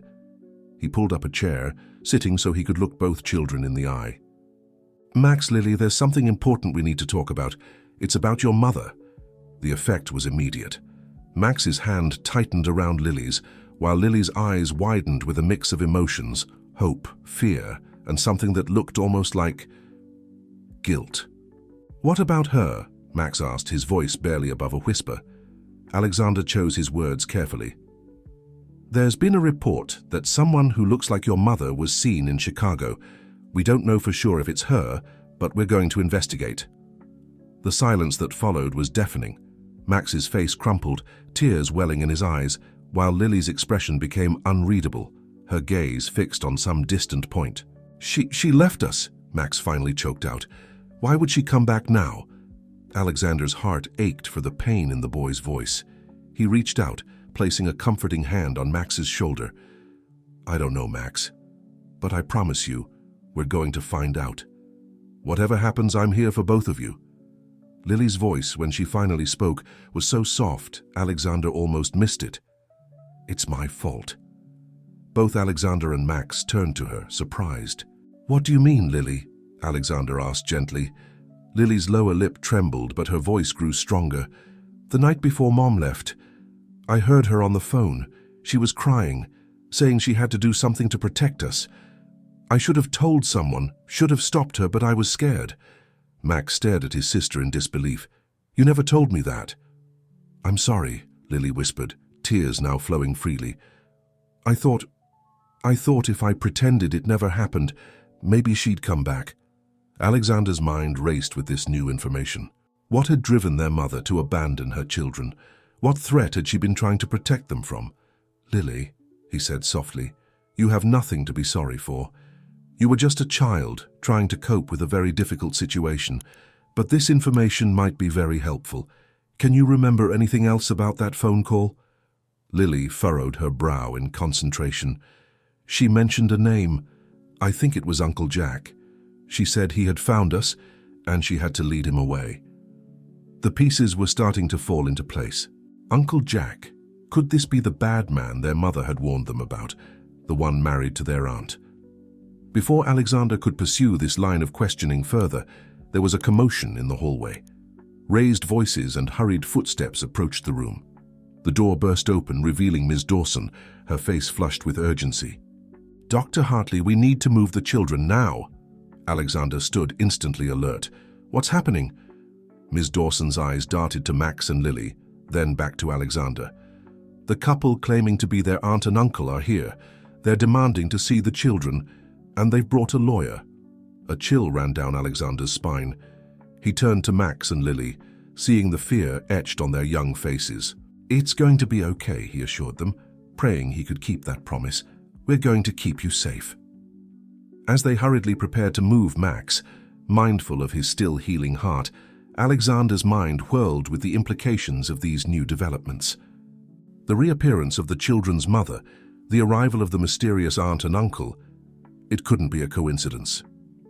In the chaos of the moment, as nurses disconnected monitors and Ms. Dawson coordinated with hospital security, Alexander caught sight of something that made his blood run cold. Through the window of Max's room, in the parking lot below, he saw a man standing next to a dark sedan, his gaze fixed intently on the hospital entrance. There was something in the man's posture, a coiled tension that set off every alarm in Alexander's mind. As they wheeled Max's bed out of the room, Lily clinging to her brother's hand, Alexander made a split-second decision. He pulled Ms. Dawson aside. "We can't take them out the main entrance," he said urgently. "I think someone's watching the hospital. We need another way out." Ms. Dawson's eyes widened, but she nodded briskly. "There's a service elevator that leads to the underground parking. We can use that." As they changed course, heading for the service areas of the hospital, Alexander felt a surge of protectiveness unlike anything he'd experienced before. He had started this journey thinking he was simply saving a child's life. Now, he realized, he was fighting for something much bigger. For justice, for family, for the chance to right wrongs that had echoed through years of pain and separation. The wooden bird figurine on his desk seemed to flash through his mind, no longer a simple memento but a talisman of hope and perseverance. Whatever challenges lay ahead, whatever secrets still lurked in the shadows of Max and Lily's past, Alexander knew one thing with absolute certainty. He would not rest until these children were safe, their family whole once more. As the service elevator doors closed behind them, sealing them off from the world above, Alexander took a deep breath. The next chapter of this unexpected journey was about to begin, and he was ready to face whatever it might bring. The underground parking garage was a maze of concrete pillars and flickering fluorescent lights. Dr. Alexander Hartley pushed Max's wheelchair, with Lily walking close beside them, her small hand clutching the edge of her brother's blanket. Ms. Dawson led the way, her heels clicking a staccato rhythm that echoed in the cavernous space. "My car's just ahead," Ms. Dawson whispered, her eyes darting around nervously. Once we're in, I'll take you to a safe house. We can figure out our next move from there." Alexander nodded, his senses on high alert. Every shadow seemed to hold a potential threat, every distant sound a cause for alarm. He couldn't shake the image of the man he'd seen watching the hospital entrance. Who was he? Was he connected to the mysterious Uncle Jack that Lily had mentioned? They had almost reached Ms. Dawson's car when a voice rang out, freezing them in their tracks. "Hold it right there." Alexander whirled around, instinctively placing himself between the children and the source of the voice. A man and woman were approaching rapidly, their faces a mixture of anger and desperation. "That's them," Ms. Dawson hissed, "the couple claiming to be their aunt and uncle." The man, tall and broad-shouldered with a face weathered by hard living, pointed an accusing finger at Alexander. "You had no right to hide these children from us. They're our family." Alexander felt Max trembling behind him, heard Lily's sharp intake of breath. He stood his ground, his voice steady. "I'm Dr. Alexander Hartley. I've been caring for Max and Lily, and I'm not hiding them from anyone. I'm protecting them until we can verify your claims and ensure their safety." The woman stepped forward, her eyes locked on the children. She was younger than her husband, with a fragile beauty that spoke of a hard life. "Max, Lily, don't you remember us? I'm your Aunt Sarah. This is your Uncle Jack." At the mention of Uncle Jack's name, Lily let out a small gasp. Alexander felt her press closer to him, as if seeking protection. "Please," Sarah continued, her voice breaking, "we've been searching for you for so long. We just want to take you home, to give you the family you deserve." Alexander could feel the tension radiating from the children. He was about to respond when another voice cut through the air, sending a shockwave through the group. "Get away from my children!" All heads turned to see a woman emerging from behind a nearby pillar. She was thin to the point of gauntness, her clothes shabby and her hair unkempt. But there was no mistaking the fierce love and determination in her eyes as she looked at Max and Lily. "Mom?" Max's voice was barely a whisper, filled with disbelief and a fragile hope. The woman, their mother, took a step forward, then faltered, her eyes filling with tears. "Max, Lily, I'm so sorry. I never wanted to leave you, but I had to keep you safe." Uncle Jack's face contorted with rage. "You!" he spat. "You've got a lot of nerve showing up now, after what you did." "After what I did?" Their mother's voice rose, years of pain and anger bubbling to the surface. "You're the one who threatened my children, who said you'd take them away if I didn't—" "Enough!" Alexander's voice cut through the chaos. He looked at Ms. Dawson, seeing his own confusion and concern mirrored in her eyes. "Clearly there's a lot more going on here than we realized. But this is neither the time nor the place to hash it out. These children have been through enough trauma." He turned to the mother, his voice gentler. "Ma'am, I understand you want to be with your children, but we need to make sure everyone is safe and that we're following proper procedures. Will you come with us to someplace secure where we can talk this through?" The mother hesitated, her eyes darting between her children and the angry faces of Sarah and Jack. Finally, she nodded. "Anything for my kids." Uncle Jack took a menacing step forward. "You're not taking them anywhere. We have rights." Alexander stood firm, drawing himself up to his full height. "What we have right now is a complex situation that needs to be handled carefully and legally. Ms. Dawson here is from Child Protective Services. She'll ensure that everyone's rights are respected, including and especially those of Max and Lily."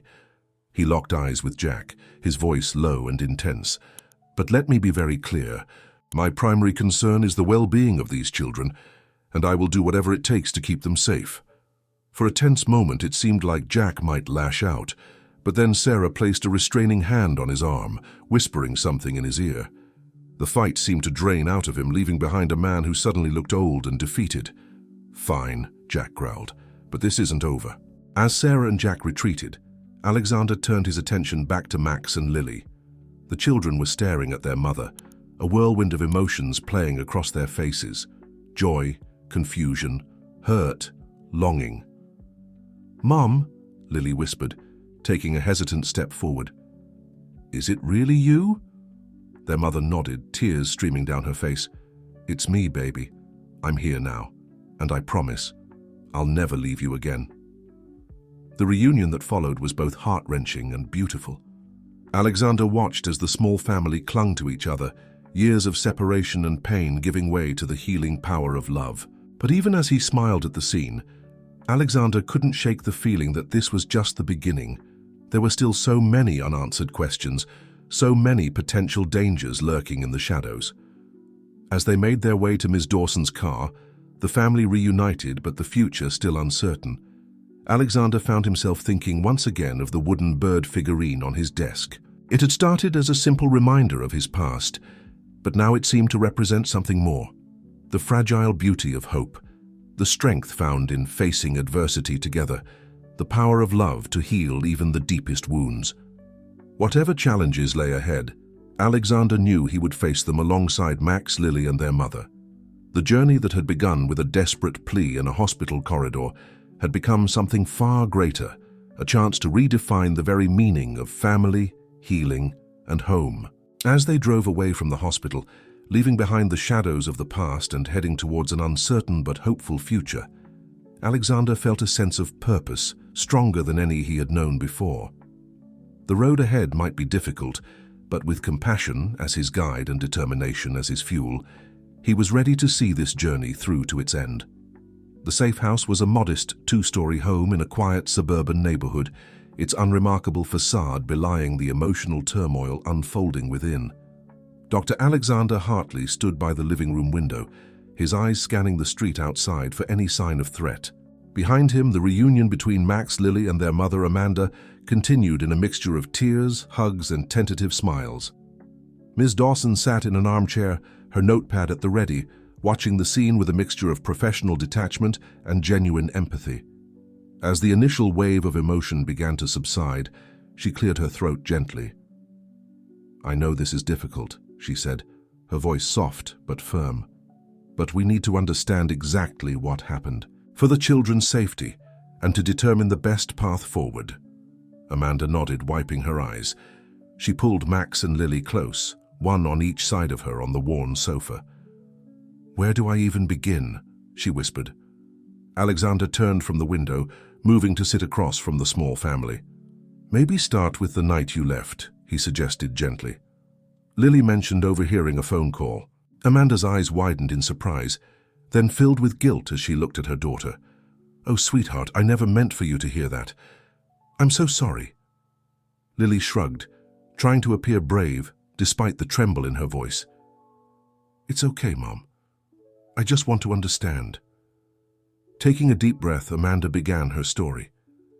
"It all started years ago, with my sister Sarah. We were close once, but then she met Jack. He seemed charming at first, but there was always something off about him. When Sarah married him, things changed. She became distant, afraid." Alexander leaned forward, his mind racing. "Jack, the man claiming to be their uncle." Amanda nodded, her face darkening. "He's not their uncle by blood, thank God. But yes, that's him. A few years after Sarah married him, I started to suspect he was involved in some illegal activities. Nothing I could prove, but there were signs. Mysterious phone calls, sudden influxes of cash, shady characters coming around."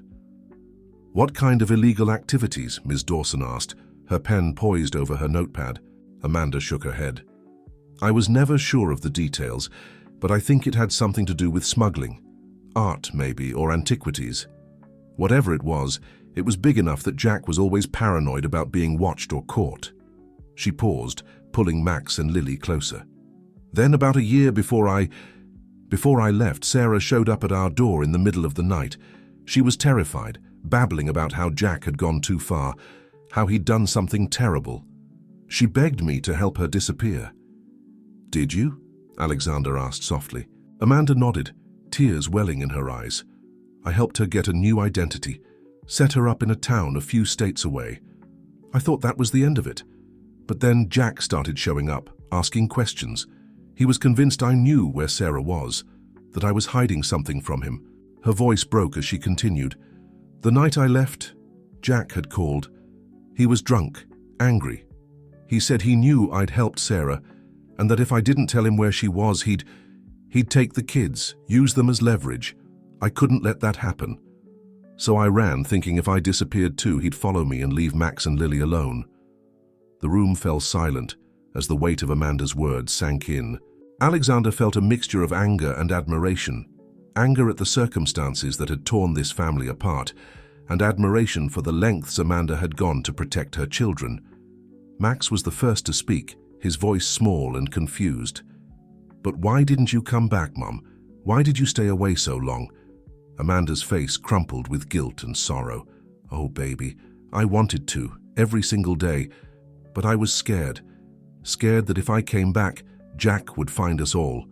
And then, as time passed, I convinced myself that maybe you were better off without me, that someone else could give you the stable life you deserved." Lily's voice was fierce as she gripped her mother's hand. "We were never better off without you, Mom, never."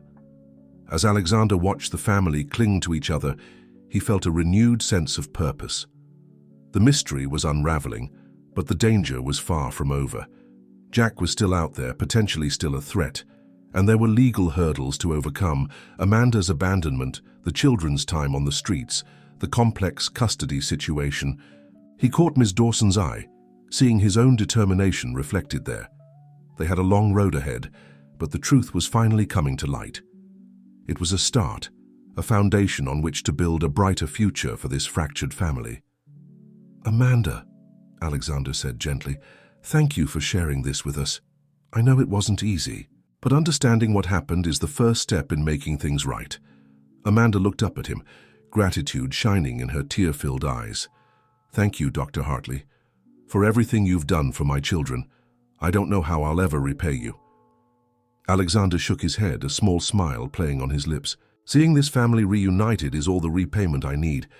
But our work isn't done yet. We need to make sure you're all safe, legally and physically." Ms. Dawson nodded, her professional demeanor tempered with compassion. "Dr. Hartley is right. We'll need to involve the authorities, find a way to protect you from Jack while also addressing the legal issues surrounding the children's care."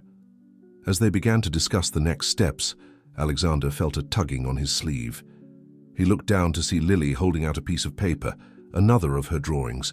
This one showed a group of birds, no longer just in pairs but in a larger flock, flying together through a sky filled with both storm clouds and patches of sunlight. "It's all of us," Lily explained softly. "Flying together, no matter what." Alexander felt a lump form in his throat as he accepted the drawing. In that moment he knew with absolute certainty that his journey with this family was far from over. Whatever challenges lay ahead, they would face them together, a flock united, soaring towards a future bright with possibility. As the discussion continued late into the night, plans being made and strategies formed, Alexander found himself thinking once again of the wooden bird figurine on his office desk. It was no longer just a reminder of his past, but a symbol of the future he was helping to build. A future where healing went beyond the physical, touching hearts and reuniting families torn apart by fear and circumstance. The road ahead would be difficult, but looking at the hope shining in the eyes of Max, Lily, and Amanda, Alexander knew it was a road worth taking. Together, they would write a new chapter, one of redemption, reunion, and the enduring power of love to overcome even the darkest of pasts. The days following the revelations at the safe house were a whirlwind of activity. Dr. Alexander Hartley found himself at the center of a complex web of legal proceedings, protective measures, and emotional healing. The comfortable routine of his former life seemed like a distant memory as he navigated this new reality with Max, Lily, and Amanda. Early one morning, Alexander stood in his office at the hospital, packing up the last of his personal belongings. He had taken an extended leave of absence to focus on the case, a decision that had raised eyebrows among his colleagues, but felt undeniably right. As he carefully wrapped the wooden bird figurine that had started it all, a knock on the door interrupted his thoughts. "Come in," he called, surprised to see Dr. Marcus Reeves enter, his face a mask of professional neutrality. "Hartley," Marcus nodded, his eyes taking in the half-empty office. "So you're really going through with this?" Alexander straightened, meeting his colleague's gaze. "I am. These kids need me, Marcus. And to be honest, I think I need them too. This case, it's reminded me of why I became a doctor in the first place." Marcus sighed, running a hand through his hair. "I won't pretend to understand it, but I can see this means a lot to you. The board has agreed to your leave of absence, but they want you to know the door is open for your return. You're a damn good surgeon, Hartley, despite our differences." The unexpected support caught Alexander off guard.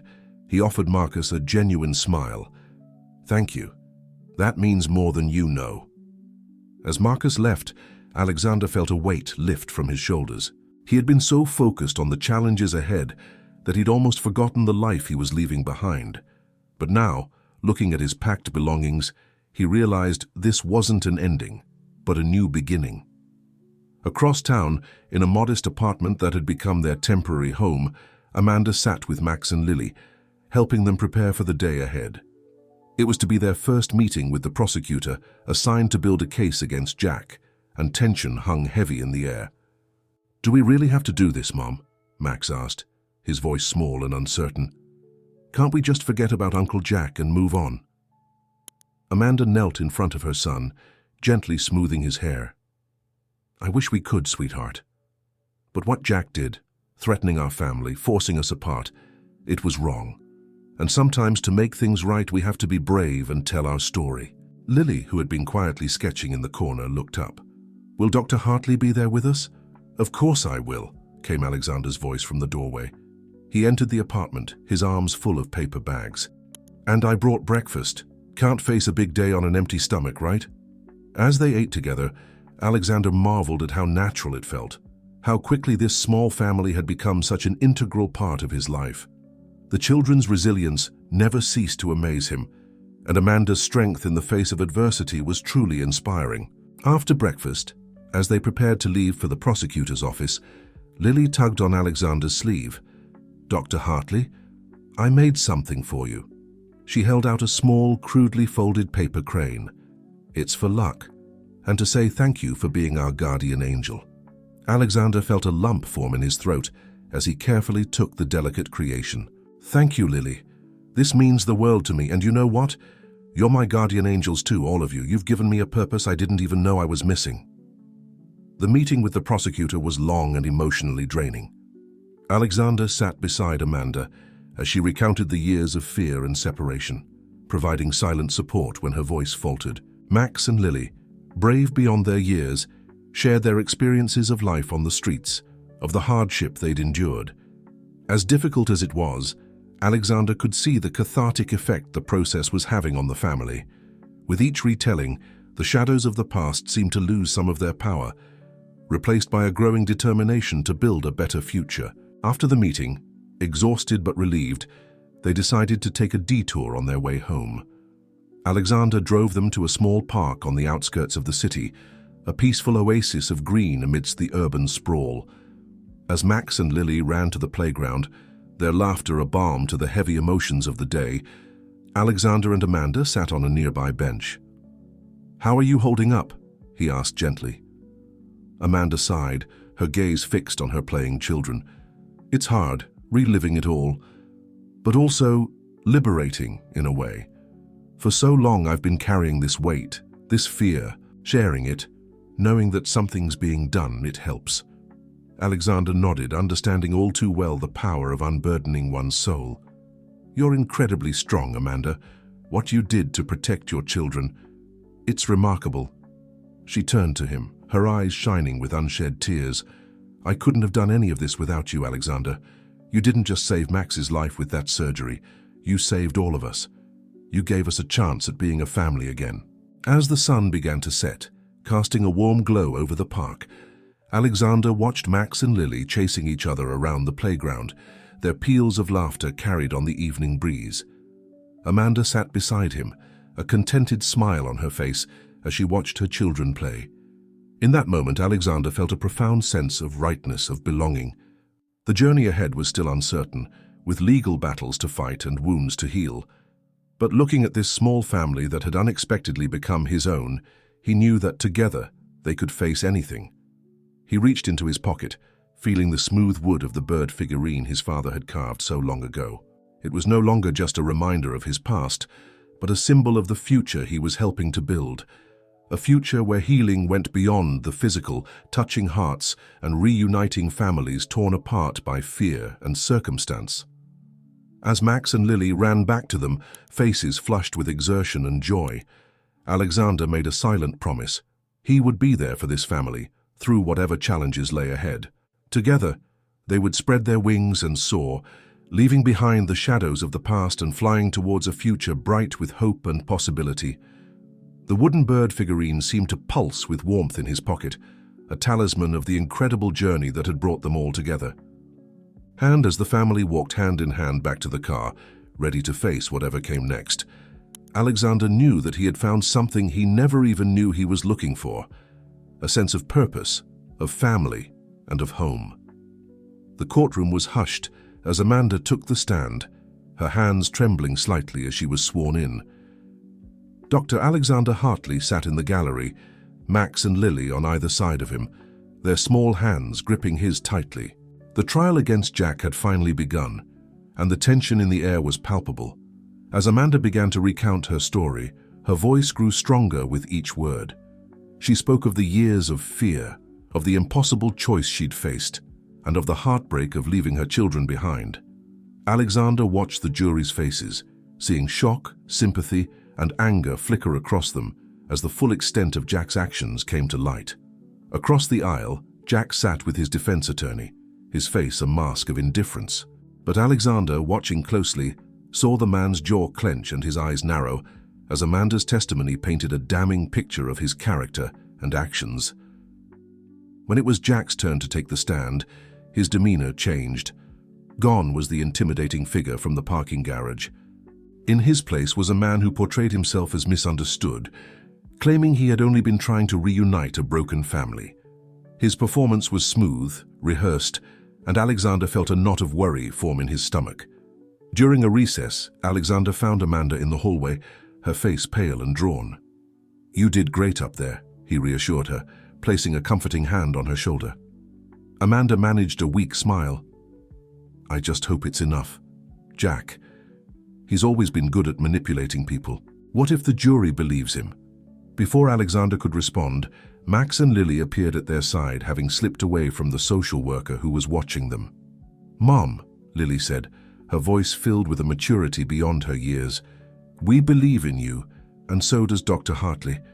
We're all in this together, remember?" Amanda's eyes filled with tears as she pulled her children close.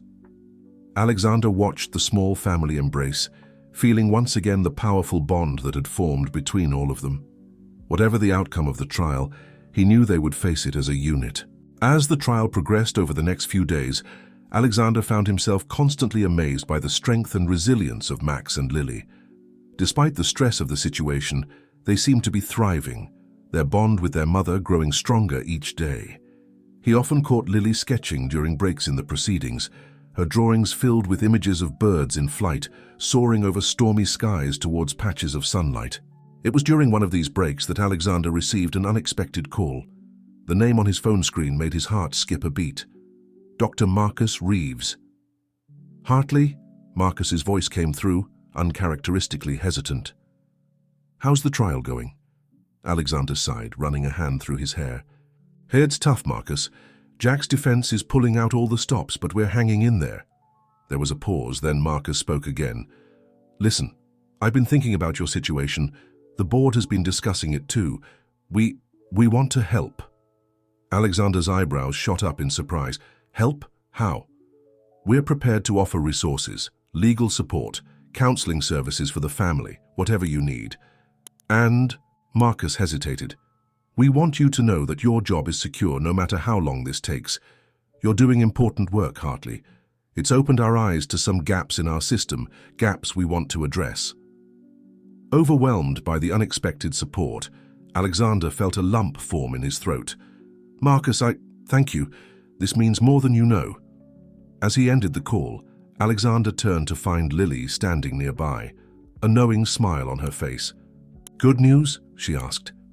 Alexander nodded, marveling once again at the child's perceptiveness. "Very good news. It looks like we've got even more people on our side now." The final day of the trial arrived. and the courtroom was packed as the lawyers delivered their closing arguments.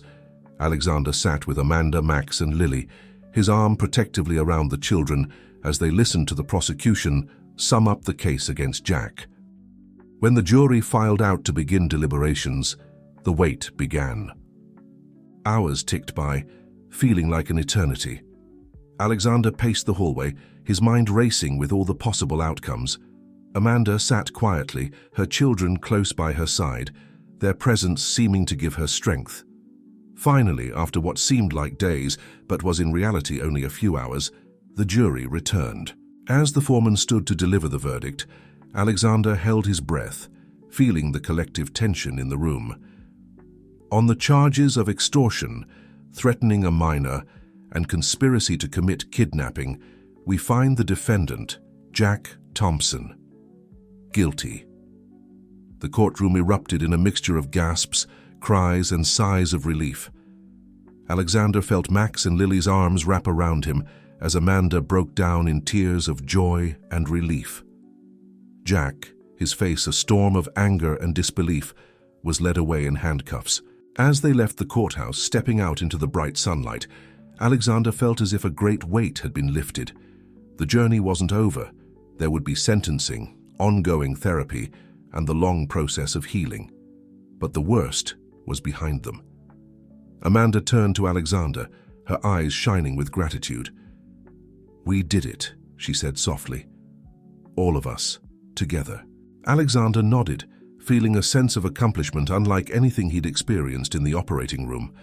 "Yes, we did, and we'll keep doing it every step of the way." As they walked towards the car, Lily tugged on Alexander's sleeve. She held out a new drawing, this one showing a flock of birds, no longer fighting against a storm, but soaring freely under a clear, bright sky. "This is us now," she explained, her voice filled with hope. "No more storms, just family." Alexander carefully took the drawing, his heart full to bursting. As he looked at the small family beside him, Amanda, Max, and Lily, he realized that somewhere along this incredible journey, they had become his family too. The wooden bird figurine in his pocket seemed to pulse with warmth, a reminder of where he'd come from and a symbol of where they were all going, together, as a family, towards a future full of hope, healing, and endless possibilities. The months following Jack's conviction passed in a blur of activity and change. Dr. Alexander Hartley found himself navigating a new reality, one that seamlessly blended his medical expertise with his growing role in the lives of Amanda, Max, and Lily. On a crisp autumn morning, Alexander stood in the driveway of a modest suburban home, a sold sign swaying gently in the breeze. Amanda emerged from the front door, a box in her arms and a smile on her face. "That's the last of it," she announced, placing the box in the back of the moving truck. "I can't believe this is really happening." Alexander helped her close the truck's rear door. "Believe it," he said warmly. "You've all earned this fresh start." The decision to move had been a collective one. The apartment they'd been staying in held too many painful memories, and the children needed a stable environment to truly heal and grow. With the help of the hospital board's resources and Alexander's support, they had found this perfect little house in a quiet neighborhood, complete with a backyard for the kids to play in. As if on cue, Max and Lily came bounding out of the house, their faces alight with excitement. "Dr. Hartley," Max called out, "did you see my room? It has a window seat where I can read." Lily, not to be outdone, added, "And I have a perfect spot for my art desk. I can see the whole backyard from there." Alexander chuckled, his heart warming at their enthusiasm. "It sounds perfect. And remember, you two have a very important job ahead, deciding what color to paint your rooms." As they all piled into Amanda's car to follow the moving truck, Alexander couldn't help but reflect on how far they'd all come. Max's health had improved dramatically, his heart growing stronger every day. Lily's nightmares had become less frequent, replaced by dreams of the future she drew in vibrant colors. And Amanda, the haunted look in her eyes had faded, replaced by a quiet strength and determination. The drive to the new house was filled with chatter and laughter, the kids pointing out landmarks and imagining their new life. Alexander found himself joining in, his own excitement growing with each mile. As they pulled up to their new home, a surprise awaited them. Dr. Marcus Reeves stood on the front porch, a gift basket in his hands and a slightly awkward smile on his face. "Marcus," Alexander said, surprised. "What are you doing here?" Marcus stepped forward, extending the basket. "Welcome wagon, courtesy of the hospital staff. We all wanted to do something to celebrate this new chapter." Amanda accepted the basket with tears in her eyes. "Thank you, Dr. Reeves. This means so much to us." As they all worked together to unload the truck and settle into the new house, Alexander was struck by the sense of community that had formed around this small family. Hospital staff dropped by throughout the day, bringing food, housewarming gifts, and offers of help. Neighbors introduced themselves, welcoming them warmly to the area. By evening, exhausted but happy, they all sat on the back porch, watching the sun set over their new backyard. Max and Lily were already planning where to put a treehouse, while Amanda leafed through paint swatches, considering colors for the living room. "So, Dr. Hartley," Lily said, a mischievous glint in her eye, "when are you going to move in?" The question caught Alexander off guard. He looked at Amanda, seeing a blush rise to her cheeks. "Lily," Amanda gently admonished, "Dr. Hartley has his own home, and his work at the hospital—" "Actually," Alexander interrupted, surprising himself with his words, "I've been thinking about that. About all of this, really." He took a deep breath, feeling the weight of the moment. "These past months have shown me what's truly important in life. It's not the awards or the prestige. It's this family, community, making a real difference in people's lives." Amanda's eyes widened as she began to understand where he was going. Max and Lily leaned in, hanging on his every word. "I've decided to cut back on my surgery hours," Alexander continued. "I'm going to be focusing more on patient care and advocacy. The hospital is setting up a new program to help families navigate complex medical and social situations. They've asked me to head it up." "That's wonderful, Alexander," Amanda said softly. "It suits you perfectly." Alexander nodded, feeling a sense of rightness settle over him. "And as for moving in, well, that might be a bit premature. But I was hoping, if it's all right with all of you, that I might be a frequent visitor. Maybe even have my own drawer and toothbrush here eventually." The response was immediate and overwhelming. Max and Lily launched themselves at him, enveloping him in a group hug. Amanda's eyes shone with happy tears as she joined the embrace. "I think that can be arranged," she whispered, her voice full of promise. As the stars began to twinkle in the darkening sky, Alexander sat with his arm around Amanda, watching Max and Lily chase fireflies in the yard. He thought about the journey that had brought them all to this moment, the pain, the struggles, but also the incredible joy and love they'd found along the way. He reached into his pocket, feeling the familiar shape of the wooden bird figurine. But this time, instead of keeping it to himself, he took it out and showed it to Amanda. "My father carved this for me when I left for medical school," he explained. "It was a reminder of where I came from, of the values my parents instilled in me. For years it sat on my desk, watching me lose sight of those values in my pursuit of success. But now," he held out the figurine to Amanda, "now I think it belongs here, with all of us, a symbol of our past and a guide for our future." Amanda took the figurine gently, turning it over in her hands. "It's beautiful," she said softly.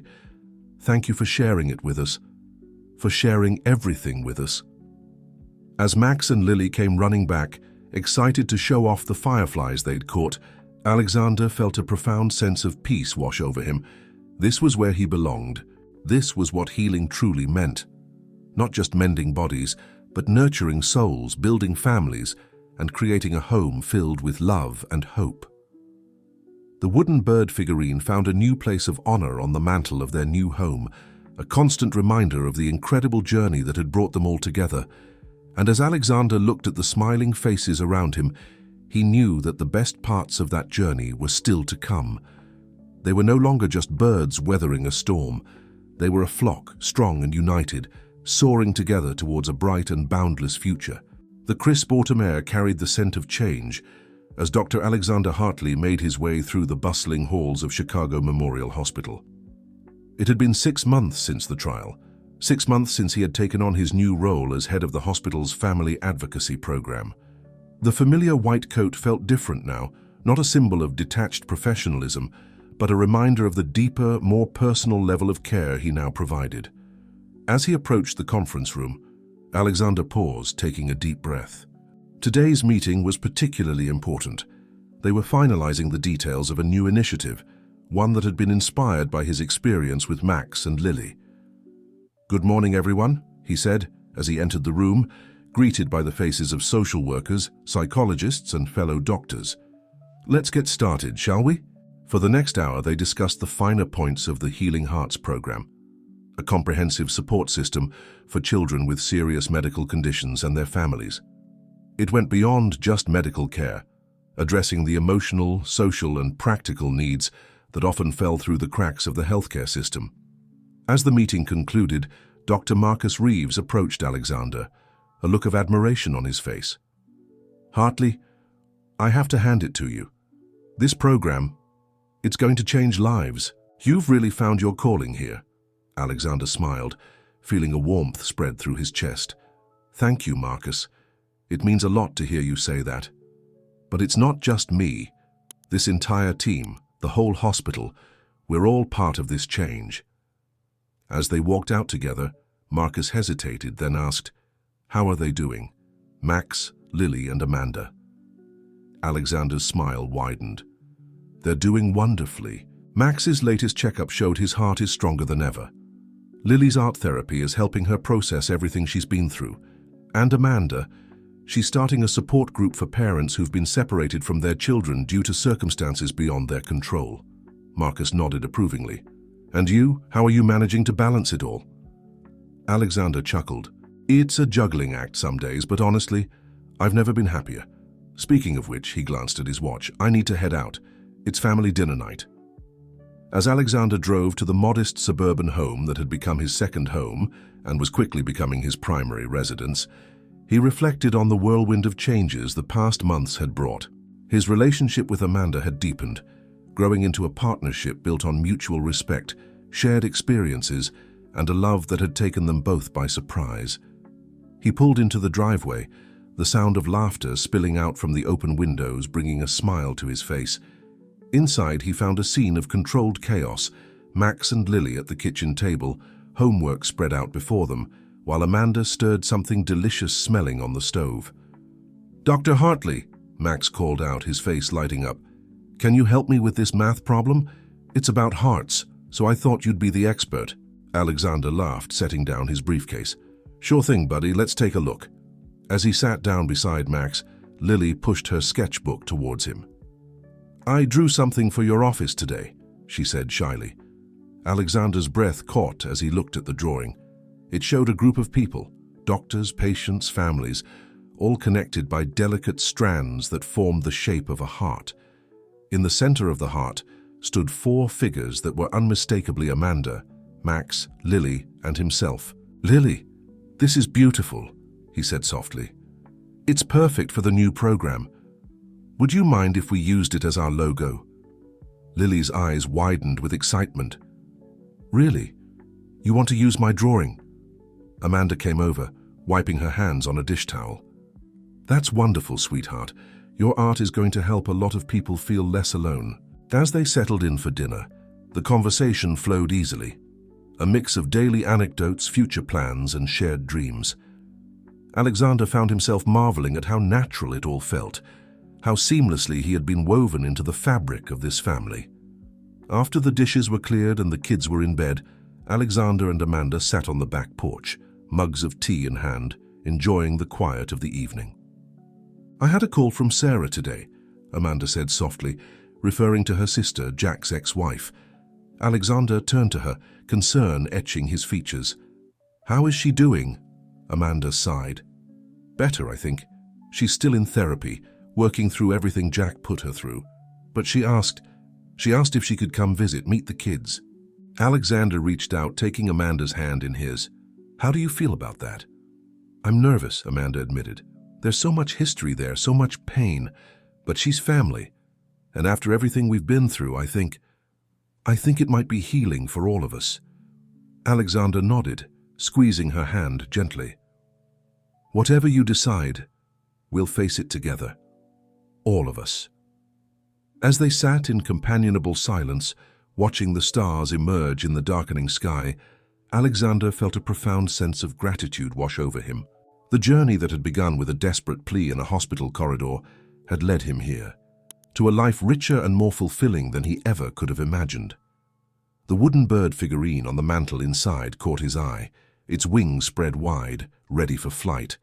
It was no longer just a reminder of his past, but a symbol of their shared future, a future built on compassion, courage, and the unbreakable bonds of chosen family. As Amanda leaned her head on his shoulder, Alexander knew that whatever challenges lay ahead, be it bridging old family divides or helping other families navigate their own storms, they would face them together. For in each other, in Max and Lily, and in the work they were doing, they had found not just healing but a purpose that would continue to shape lives for years to come. The night air carried the promise of new beginnings, of bridges yet to be built, and hearts yet to be healed. And Dr. Alexander Hartley, once driven by ambition and accolades, now found himself exactly where he was meant to be, at the heart of a family, at the forefront of change, forever committed to the truest form of healing. The day of Sarah's visit dawned bright and clear, a crispness in the air hinting at the approaching winter. Inside the warm kitchen of their home, Dr. Alexander Hartley watched as Amanda fussed over last-minute preparations, her nervous energy palpable. "Everything looks perfect," he assured her, gently placing his hands on her shoulders. "It's going to be okay." Amanda took a deep breath, leaning into his touch. "I know. It's been so long. What if the kids don't like her? What if she judges us for everything that's happened?" Alexander turned her to face him, his eyes full of understanding. "The kids are resilient and open-hearted, and Sarah has been through her own struggles. This is a chance for healing, remember? For all of you." Their conversation was interrupted by the sound of footsteps thundering down the stairs. Max and Lily burst into the kitchen, their faces a mixture of excitement and apprehension. "Is Aunt Sarah here yet?" Max asked, peering out the window. Lily hung back a little, clutching her ever-present sketchbook. "What if she doesn't like my drawings?" Alexander knelt down to their level, his voice gentle but firm. "Your Aunt Sarah is going to love you both, just as you are.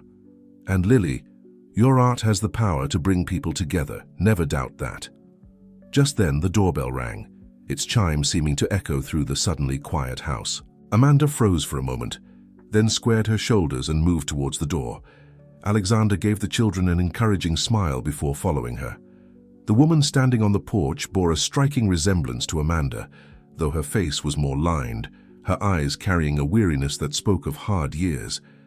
But as she looked at her sister, a spark of hope ignited in those tired eyes. "Amanda," Sarah breathed, her voice cracking with emotion. For a moment, the sisters just stared at each other, years of separation and unspoken words hanging between them. Then, as if a dam had broken, they fell into each other's arms, tears flowing freely. Alexander ushered Max and Lily forward gently. "Sarah," he said softly, once the sisters had composed themselves, "I'd like you to meet Max and Lily." Sarah knelt down, her eyes drinking in the sight of her niece and nephew.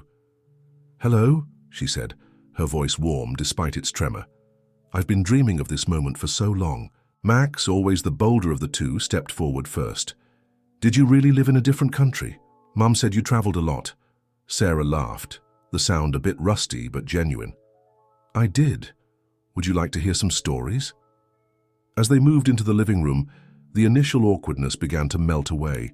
Sarah shared tales of her travels, the places she'd hidden when trying to escape Jack's influence.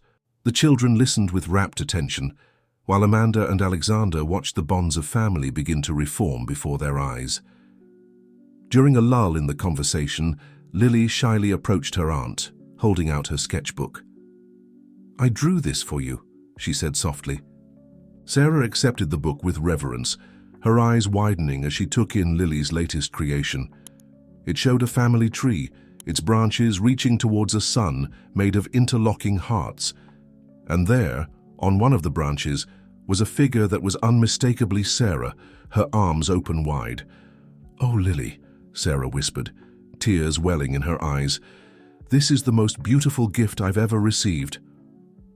As the day wore on, Alexander found himself marveling at the resilience of the human spirit. Here was a family that had been torn apart by fear, trauma, and circumstance, slowly but surely knitting itself back together. It wasn't perfect. There were moments of tension, of old hurts bubbling to the surface. But there was also laughter, forgiveness, and the unmistakable warmth of love rekindled. Later, as they all sat around the dinner table, Sarah raised her glass in a toast. "To family," she said, her voice strong and clear. "Both the one we're born into and the one we choose, and to new beginnings." "To new beginnings," they all echoed, the clink of glasses ringing out like a promise. After Sarah had left, with plans made for future visits and a standing invitation to holiday gatherings, Alexander helped Amanda clean up the kitchen. The children had gone to bed, the excitement of the day finally catching up with them. "How are you feeling?" Alexander asked, watching Amanda's face carefully. She was quiet for a moment, then a slow smile spread across her face. "Whole," she said simply. "For the first time in years, I feel whole." Alexander pulled her into an embrace, feeling the truth of her words resonate within him. This journey had brought healing not just to Amanda and her children, but to him as well. In helping this family find their way back to each other, he had found his own path, his true calling. As they stood there in the quiet kitchen, the wooden bird figurine caught Alexander's eye from its place of honor on the mantel. It seemed to him that its wings were spread wider than ever, ready to soar to new heights. He thought back to the day he had first met Max and Lily, to the desperate surgery that had saved Max's life and set them all on this unexpected path. He thought of the challenges they had faced, the fears they had overcome, and the love that had blossomed amidst it all. "You know," he said softly, "I think it's time we made it official." Amanda looked up at him, a question in her eyes. Alexander smiled, his heart full to bursting. "I want to adopt Max and Lily. If you're agreeable, of course, make our family legal in the eyes of the world, the way it already is in our hearts." Tears sprang to Amanda's eyes as she nodded enthusiastically. "Yes," she whispered. "Oh, Alexander, yes." As they sealed the decision with a kiss, Alexander felt as if his life had come full circle. He had started this journey as a surgeon focused on mending hearts in the operating room. Now, he had found his true purpose in healing hearts and souls, in building a family and a future based on love, compassion, and unwavering support. The wooden bird figurine seemed to glow in the soft light of the kitchen, a testament to the power of change, the strength of love, and the endless possibilities that await when we open our hearts to the unexpected turns of life. As Alexander and Amanda made their way upstairs to check on the sleeping children, their children, the promise of tomorrow hung in the air. There would be challenges ahead, no doubt. But together as a family, they were ready to spread their wings and soar, their hearts beating as one, stronger and more resilient than ever before. The courthouse bustled with activity, but for Dr. Alexander Hartley, the world had narrowed to the small family beside him. Amanda stood to his right, her hand clasped tightly in his, while Max and Lily fidgeted in their best clothes, a mix of excitement and nervousness on their young faces. "All rise," the bailiff called out, and Alexander felt his heart leap into his throat. This was it, the moment that would officially make them a family in the eyes of the law. As the judge entered and the proceedings began, Alexander's mind wandered back over the whirlwind of the past few months. The decision to adopt Max and Lily had set off a flurry of activity: paperwork, home studies, interviews. Through it all, the support from their extended family and the hospital community had been overwhelming.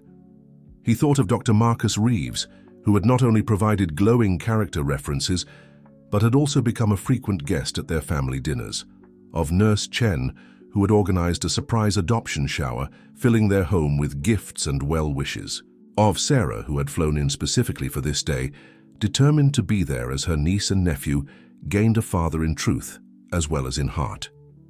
The judge's voice brought Alexander back to the present. "Having reviewed all the documentation and testimonies, I am pleased to declare that the adoption of Max and Lily by Dr. Alexander Hartley is hereby approved and finalized. A cheer went up from the small crowd of supporters in the courtroom. Alexander felt tears spring to his eyes as Max and Lily threw themselves into his arms, their voices a jumble of "Dad" and "Thank you" and "We love you." Amanda wrapped her arms around all of them, her own tears flowing freely. "We're officially a family now," she whispered, her voice choked with emotion. As they made their way out of the courthouse, they were greeted by a surprise. The steps were lined with people from the hospital, doctors, nurses, patients, and families who had been touched by the Healing Hearts program. They erupted into applause as the newly official family emerged. At the bottom of the steps stood Dr. Reeves, a rare, genuine smile on his face. "Congratulations, Hartley," he said, shaking Alexander's hand warmly. "Or should I say congratulations to the whole Hartley family." The celebration continued at their home, the backyard transformed into a festive wonderland. As Alexander watched Max and Lily running around with their friends, accepting congratulations from well-wishers and basking in the love that surrounded them, he felt a profound sense of rightness settle over him. Later in the evening, as the party wound down, Alexander found himself alone for a moment on the back porch. He pulled out the wooden bird figurine, which he had carried in his pocket for luck throughout the proceedings. "I thought I'd find you out here," Amanda's voice came from behind him. She joined him, wrapping an arm around his waist. "Penny, for your thoughts?" Alexander smiled, showing her the figurine. "I was just thinking about how far we've all come. This little bird has seen quite a journey." Amanda nodded, her eyes soft with understanding. "From a reminder of your past to a symbol of our future. It's beautiful, Alexander." They stood in comfortable silence for a moment, watching the stars twinkle into existence in the darkening sky. Then a thought struck Alexander. "You know," he said slowly, "the Healing Hearts program has been doing amazing work. But I can't help feeling there's more we could do." Amanda looked at him curiously. "What do you mean?" Alexander's eyes lit up with the spark of a new idea. What if we could expand the program, create a foundation that could help families like ours across the country, provide medical care, legal support, counseling, everything we needed during our journey? Amanda's face broke into a radiant smile. "Alexander, that's a wonderful idea, and I think I know just the artist to design our logo," she added with a wink, nodding towards Lily, who was showing her latest sketches to Sarah and some other guests. As they rejoined the party, Alexander felt a renewed sense of purpose. The adoption was not an end, but a beginning, the start of a new chapter filled with possibilities and the chance to help even more families heal and grow. The wooden bird figurine seemed to pulse with warmth in his pocket, a reminder of the incredible journey that had brought them all together and the exciting path that lay ahead. As he looked around at the faces of his family, Amanda, Max, Lily, and all the extended family they had gathered along the way, Alexander knew that together they could accomplish anything. The stars continued to shine brightly overhead, a celestial celebration of love, family, and the power of open hearts to change the world, one life at a time. 1 year had passed since the joyous day of Max and Lily's adoption, and the Hartley household was abuzz with excitement. The living room had been transformed into a makeshift auditorium, with chairs arranged in neat rows facing a small podium. Today was the official launch of the Hartley Family Foundation, and supporters from all walks of life had gathered to witness the beginning of a new chapter in their journey. Dr. Alexander Hartley stood at the window, watching as the last of the guests arrived. He felt a familiar flutter of nerves in his stomach, reminiscent of the days before a challenging surgery. But this, he knew, was so much more than any operation he had ever performed. "Nervous?" Amanda's voice came from behind him, warm and reassuring. She joined him at the window, slipping her hand into his. Alexander smiled, giving her hand a gentle squeeze. "A little. It's a big step we're taking today." Amanda nodded, her eyes shining with pride. "It is. But look at how far we've come, Alexander. Think of all the families we'll be able to help." Their moment was interrupted by Max and Lily, who came bounding into the room, their faces alight with excitement. "Dad, Mom, is it time yet?" Max asked, practically bouncing on his toes. Lily, ever the artist, was clutching a large poster board. "I finished the visual aid for your speech, Dad." Want to see? Alexander knelt down, marveling once again at the creativity and compassion of his children. It looks wonderful, Lily. Thank you both for all your help. Are you ready to greet our guests? As the children scampered off to fulfill their roles as junior hosts, Alexander took a deep breath, straightening his tie.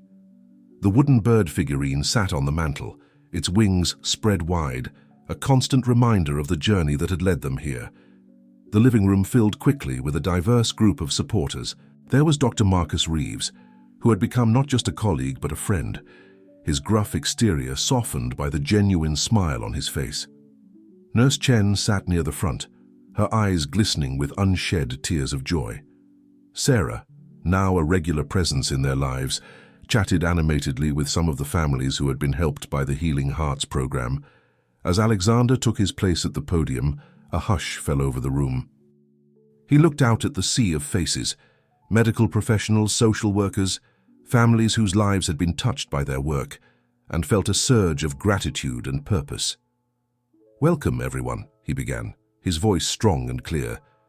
"A little over a year ago, I stood in an operating room, facing what seemed like an impossible challenge. I thought I was there simply to save a life.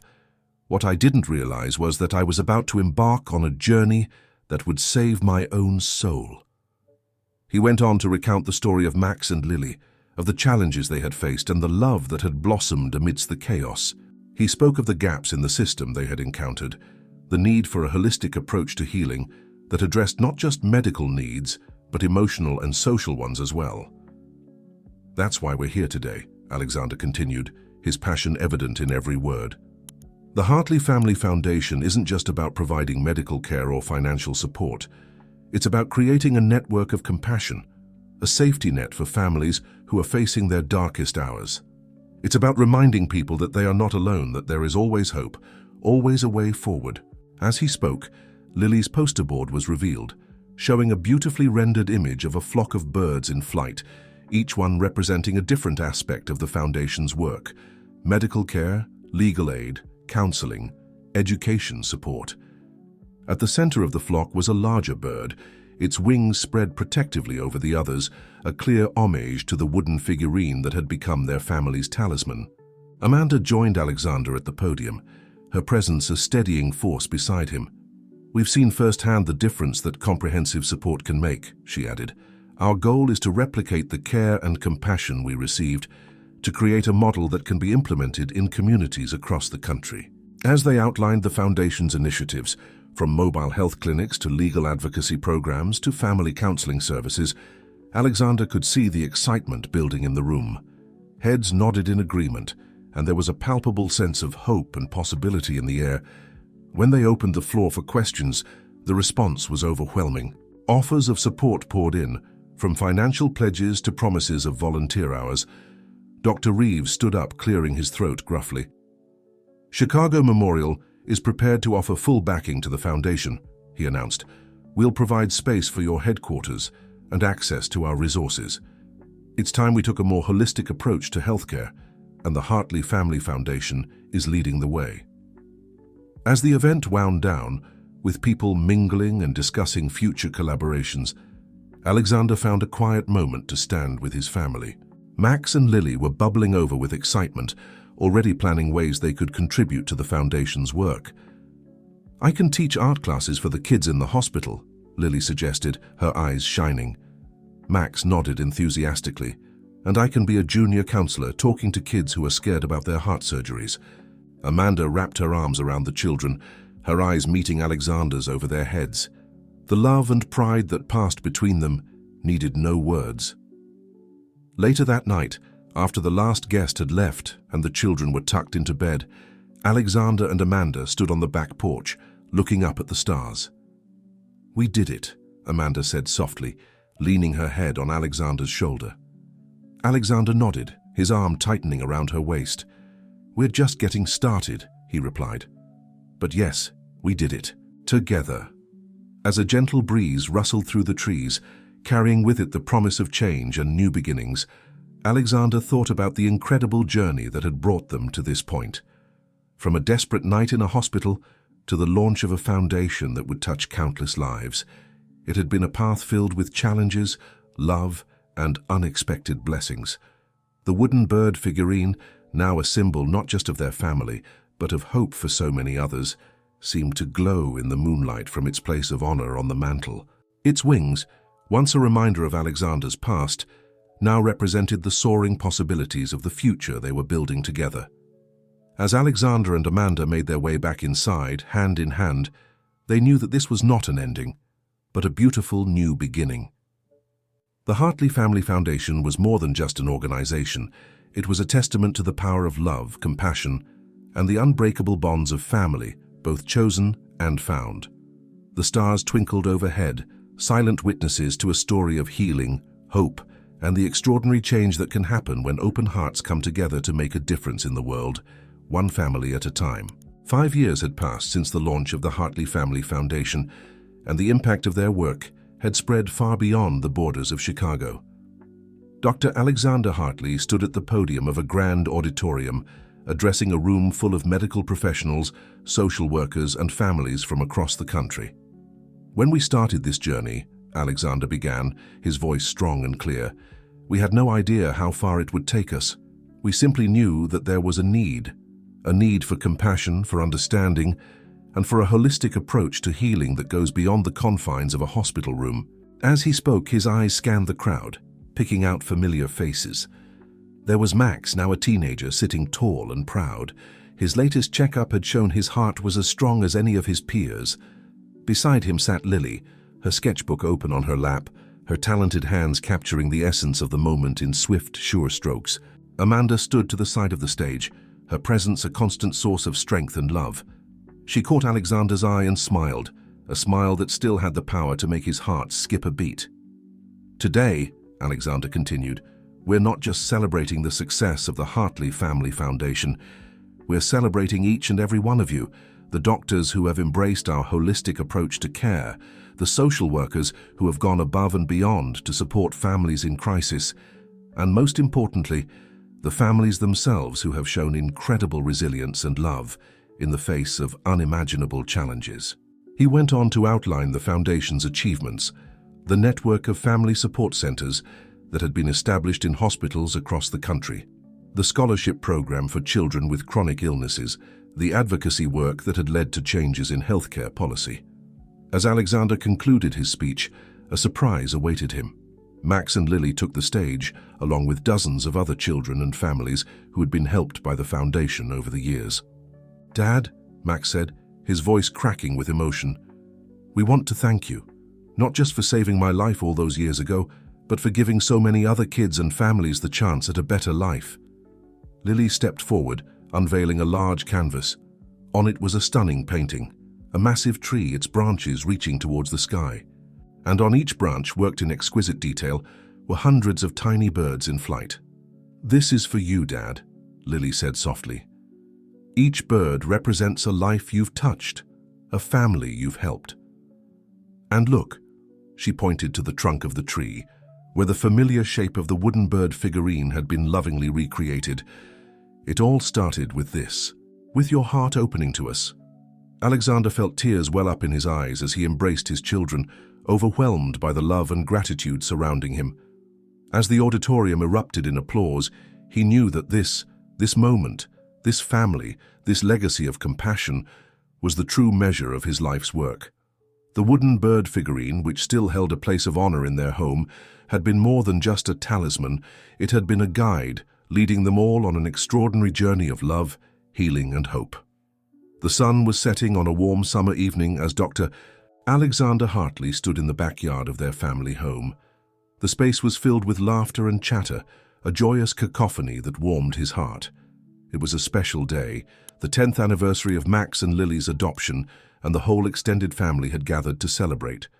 Alexander's eyes roamed over the scene, taking in the tapestry of love that had been woven over the years. Max, now a young man, was deep in conversation with Dr. Marcus Reeves. He had just been accepted to medical school, determined to follow in his father's footsteps and make a difference in people's lives. Lily, her artistic talent having blossomed over the years, was showing her latest paintings to Sarah and Amanda. Her work, inspired by their family's journey, had gained recognition in galleries across the city, spreading messages of hope and resilience. Amanda caught his eye from across the yard and made her way over, slipping her hand into his. "Penny for your thoughts, love?" she asked, her eyes twinkling. Alexander smiled, pulling her close. "Just marveling at how far we've come, how much love there is in this family we've built." Their moment was interrupted by the arrival of a young couple pushing a stroller. They were the newest family to be helped by the Hartley Foundation, parents of a baby girl born with a complex heart condition, much like Max had been all those years ago. "Dr. Hartley," the young father said, his voice filled with emotion, "we just wanted to thank you. The support we've received, it's made all the difference." Alexander knelt down to peek at the sleeping baby, his heart swelling with a familiar mix of compassion and determination. "You're not alone in this journey," he assured them. "We're here for you, every step of the way." As the evening wore on, Alexander found himself standing on the back porch, the wooden bird figurine in his hands. He ran his fingers over its smooth surface, marveling at how this small object had been the catalyst for so much change. Max and Lily joined him, their faces glowing in the soft light of the setting sun. "Hey, Dad," Max said softly, "we've been thinking about the future of the foundation." Lily nodded, her eyes shining with purpose. "We want to take a more active role, to carry on the work you and Mom started." Alexander felt a lump form in his throat, overwhelmed by pride and love for his children. "Nothing would make me happier," he said, pulling them both into a tight embrace. As they stood there, arms around each other, Alexander realized that this moment of love, of passing the torch to the next generation, was the true culmination of their journey. The wooden bird figurine had once been a symbol of his past, then of their family's resilience. Now it represented a legacy of compassion and healing that would continue long into the future. Amanda joined them on the porch, completing their family circle. Together they looked out over their gathered loved ones, a tapestry of chosen family, friends, and lives touched by their work. "You know," Alexander said softly, "when I first became a doctor, I thought healing was all about mending bodies. But this journey has taught me that true healing is about mending hearts and souls. It's about family, in all its beautiful, complex forms." As the stars began to twinkle in the darkening sky, Alexander felt a profound sense of peace wash over him. The journey that had begun with a desperate plea in a hospital corridor had led to this, a life overflowing with love, purpose, and the joy of making a difference in the world. The wooden bird figurine seemed to pulse with warmth in his hand, a living reminder of the power of open hearts to change lives. As he looked at his family, at Amanda, Max, and Lily, Alexander knew that their story was far from over. It would continue to unfold, touching more lives, healing more hearts, and spreading wings of hope for generations to come. In that moment, surrounded by the love of his family and the legacy they had built together, Dr. Alexander Hartley knew that he had found the truest, most profound healing of all, the healing that comes from a life lived with compassion, courage, and an open heart. The stars shone brightly overhead, silent witnesses to a story of love, family, and the extraordinary change that can happen when we open our hearts to the unexpected turns of life. And in the gentle night breeze, one could almost hear the whisper of wings, a promise of new beginnings, of lives touched, and of a legacy of love that would endure for years to come.